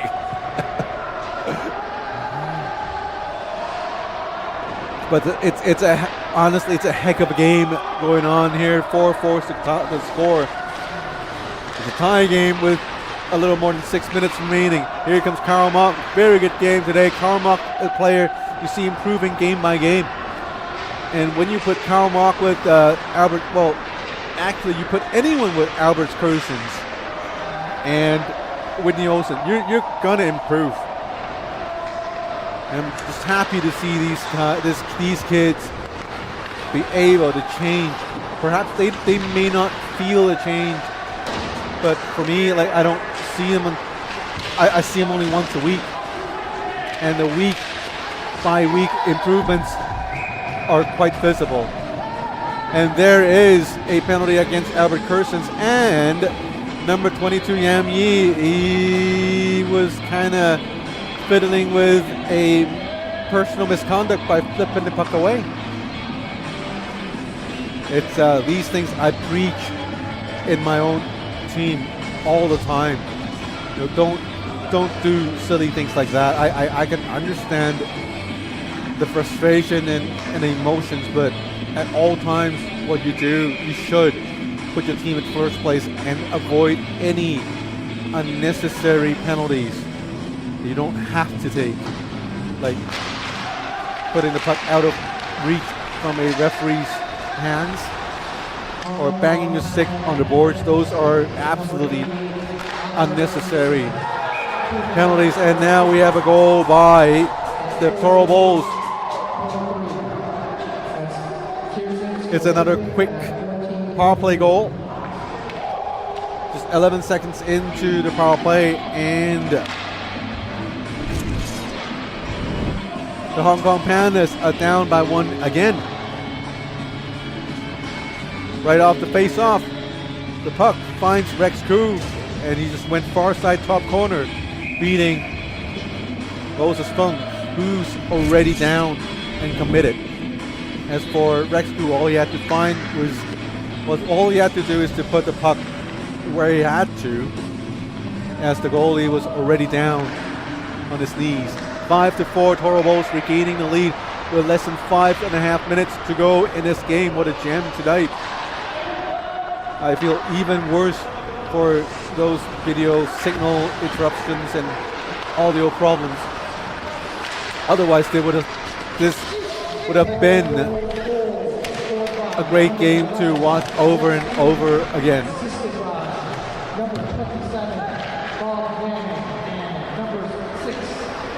Albert Kersens, never leave him, never discount the ability of Mr. Kersens. Ryan Gill to Connor Quinn to Eustace. Nice shot. Nice pass saved by the goalie. Eustace to Quinn, and we have a penalty against Jordan So, number 50, against Albert Kersens. That puck battle or jostling for position near the corner. It lands Jordan So into the box for 2 minutes, and I would not be surprised if there's a timeout called by the Hong Kong Panda now, but there's none. Of course, I'm not the GM. I don't know as much. Face off in the Toro Bowl zone. 2 minutes power play for the Hong Kong Panda. Let's see how they do it. Eustace with the puck, looking for a pass to Bobbing Ann. He does. No offside. Bobbing Ann! Nice save by the goalie. Sorry for my screams because it's really, I'm biting on my fingernails. Carmack past the blue line. Puck goes back into the neutral zone. Here's Tom Yallen. Yallen to Olsen. Olsen to Jovi. Jovi with a shot. Saved by the goalie. Nice pat save by Horace Chung. Here comes Tom Yallen.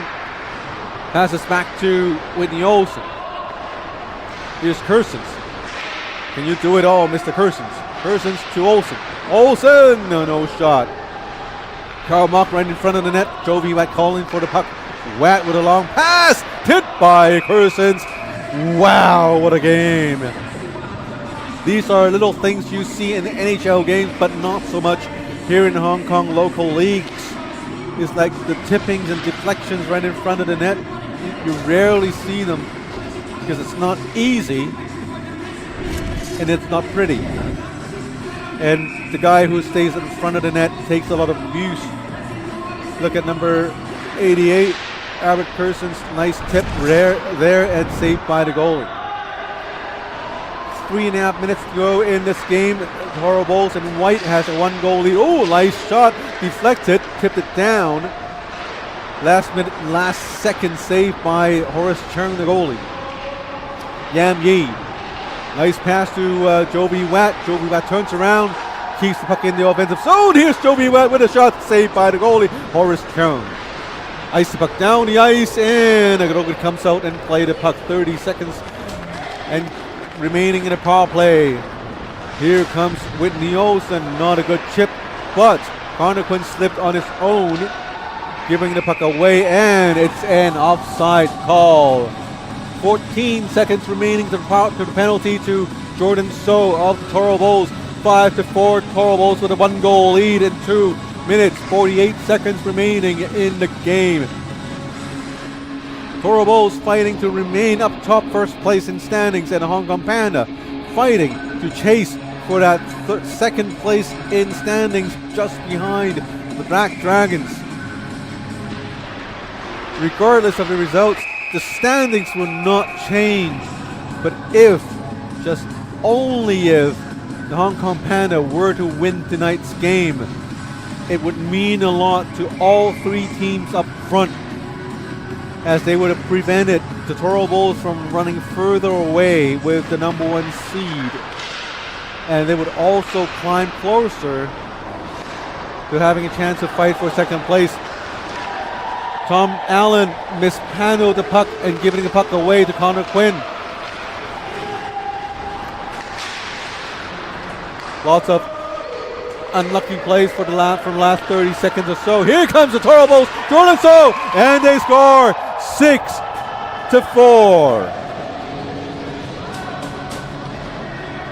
Jordan So on a mission tonight. Look at his face, look at his expression. He's there to take it. And he did.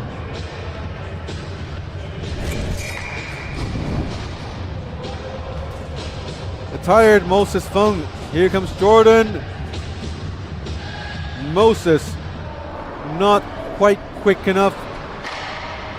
And Jordan was able to find that inch-wide space to put the puck past a sprawling Moses Fung. Take note, shots on goals numbers 55-35 in favor of the Toro Bowls. A 20 shot difference between the two. For the goals to be 6-4, you have to give a lot of credit to Moses Fung, who snubbed 55 shots tonight.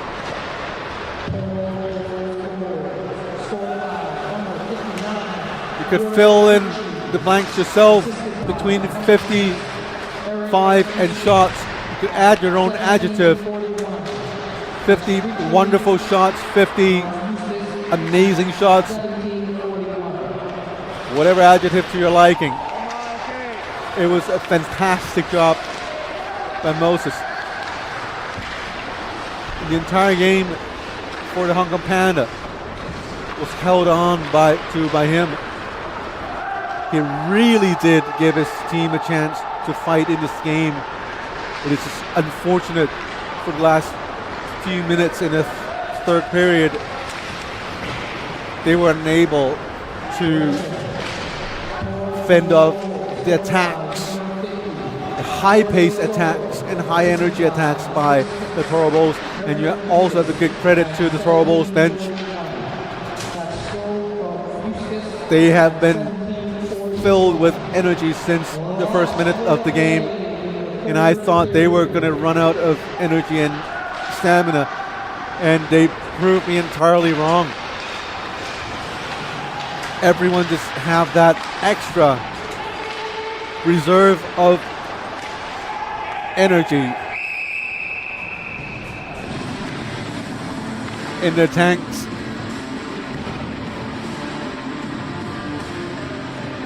39.9 seconds remaining in the game. 2-goal lead by the Toro Bulls. If the Hong Kong Panda would have had a chance to tie up the game, it would be now. They have pulled their goalie. They're playing with an empty net. Let's see if the Hong Kong Panda can come back with a miracle of their own. 37 seconds remaining. Kersons, 2 red shirts right in front, jam it! Olsen could not jam the puck in to the net. Another long shot by Joby Red, shot by Kersons, saved by the goalie. Another save by shot by Joby Red, also saved by the goalie. 17 seconds remaining in the game. Yam Yi mishandles the puck. The right team called for an offside. Here comes Whitney Olsen! No! 7 seconds remaining in the game. Last ditch effort. Kersons shot, hits a net. No goal, and that would do it for the game. What an exciting game, 6-4. The final score, the Toro Bulls wins it and further solidifies their lead in the standings.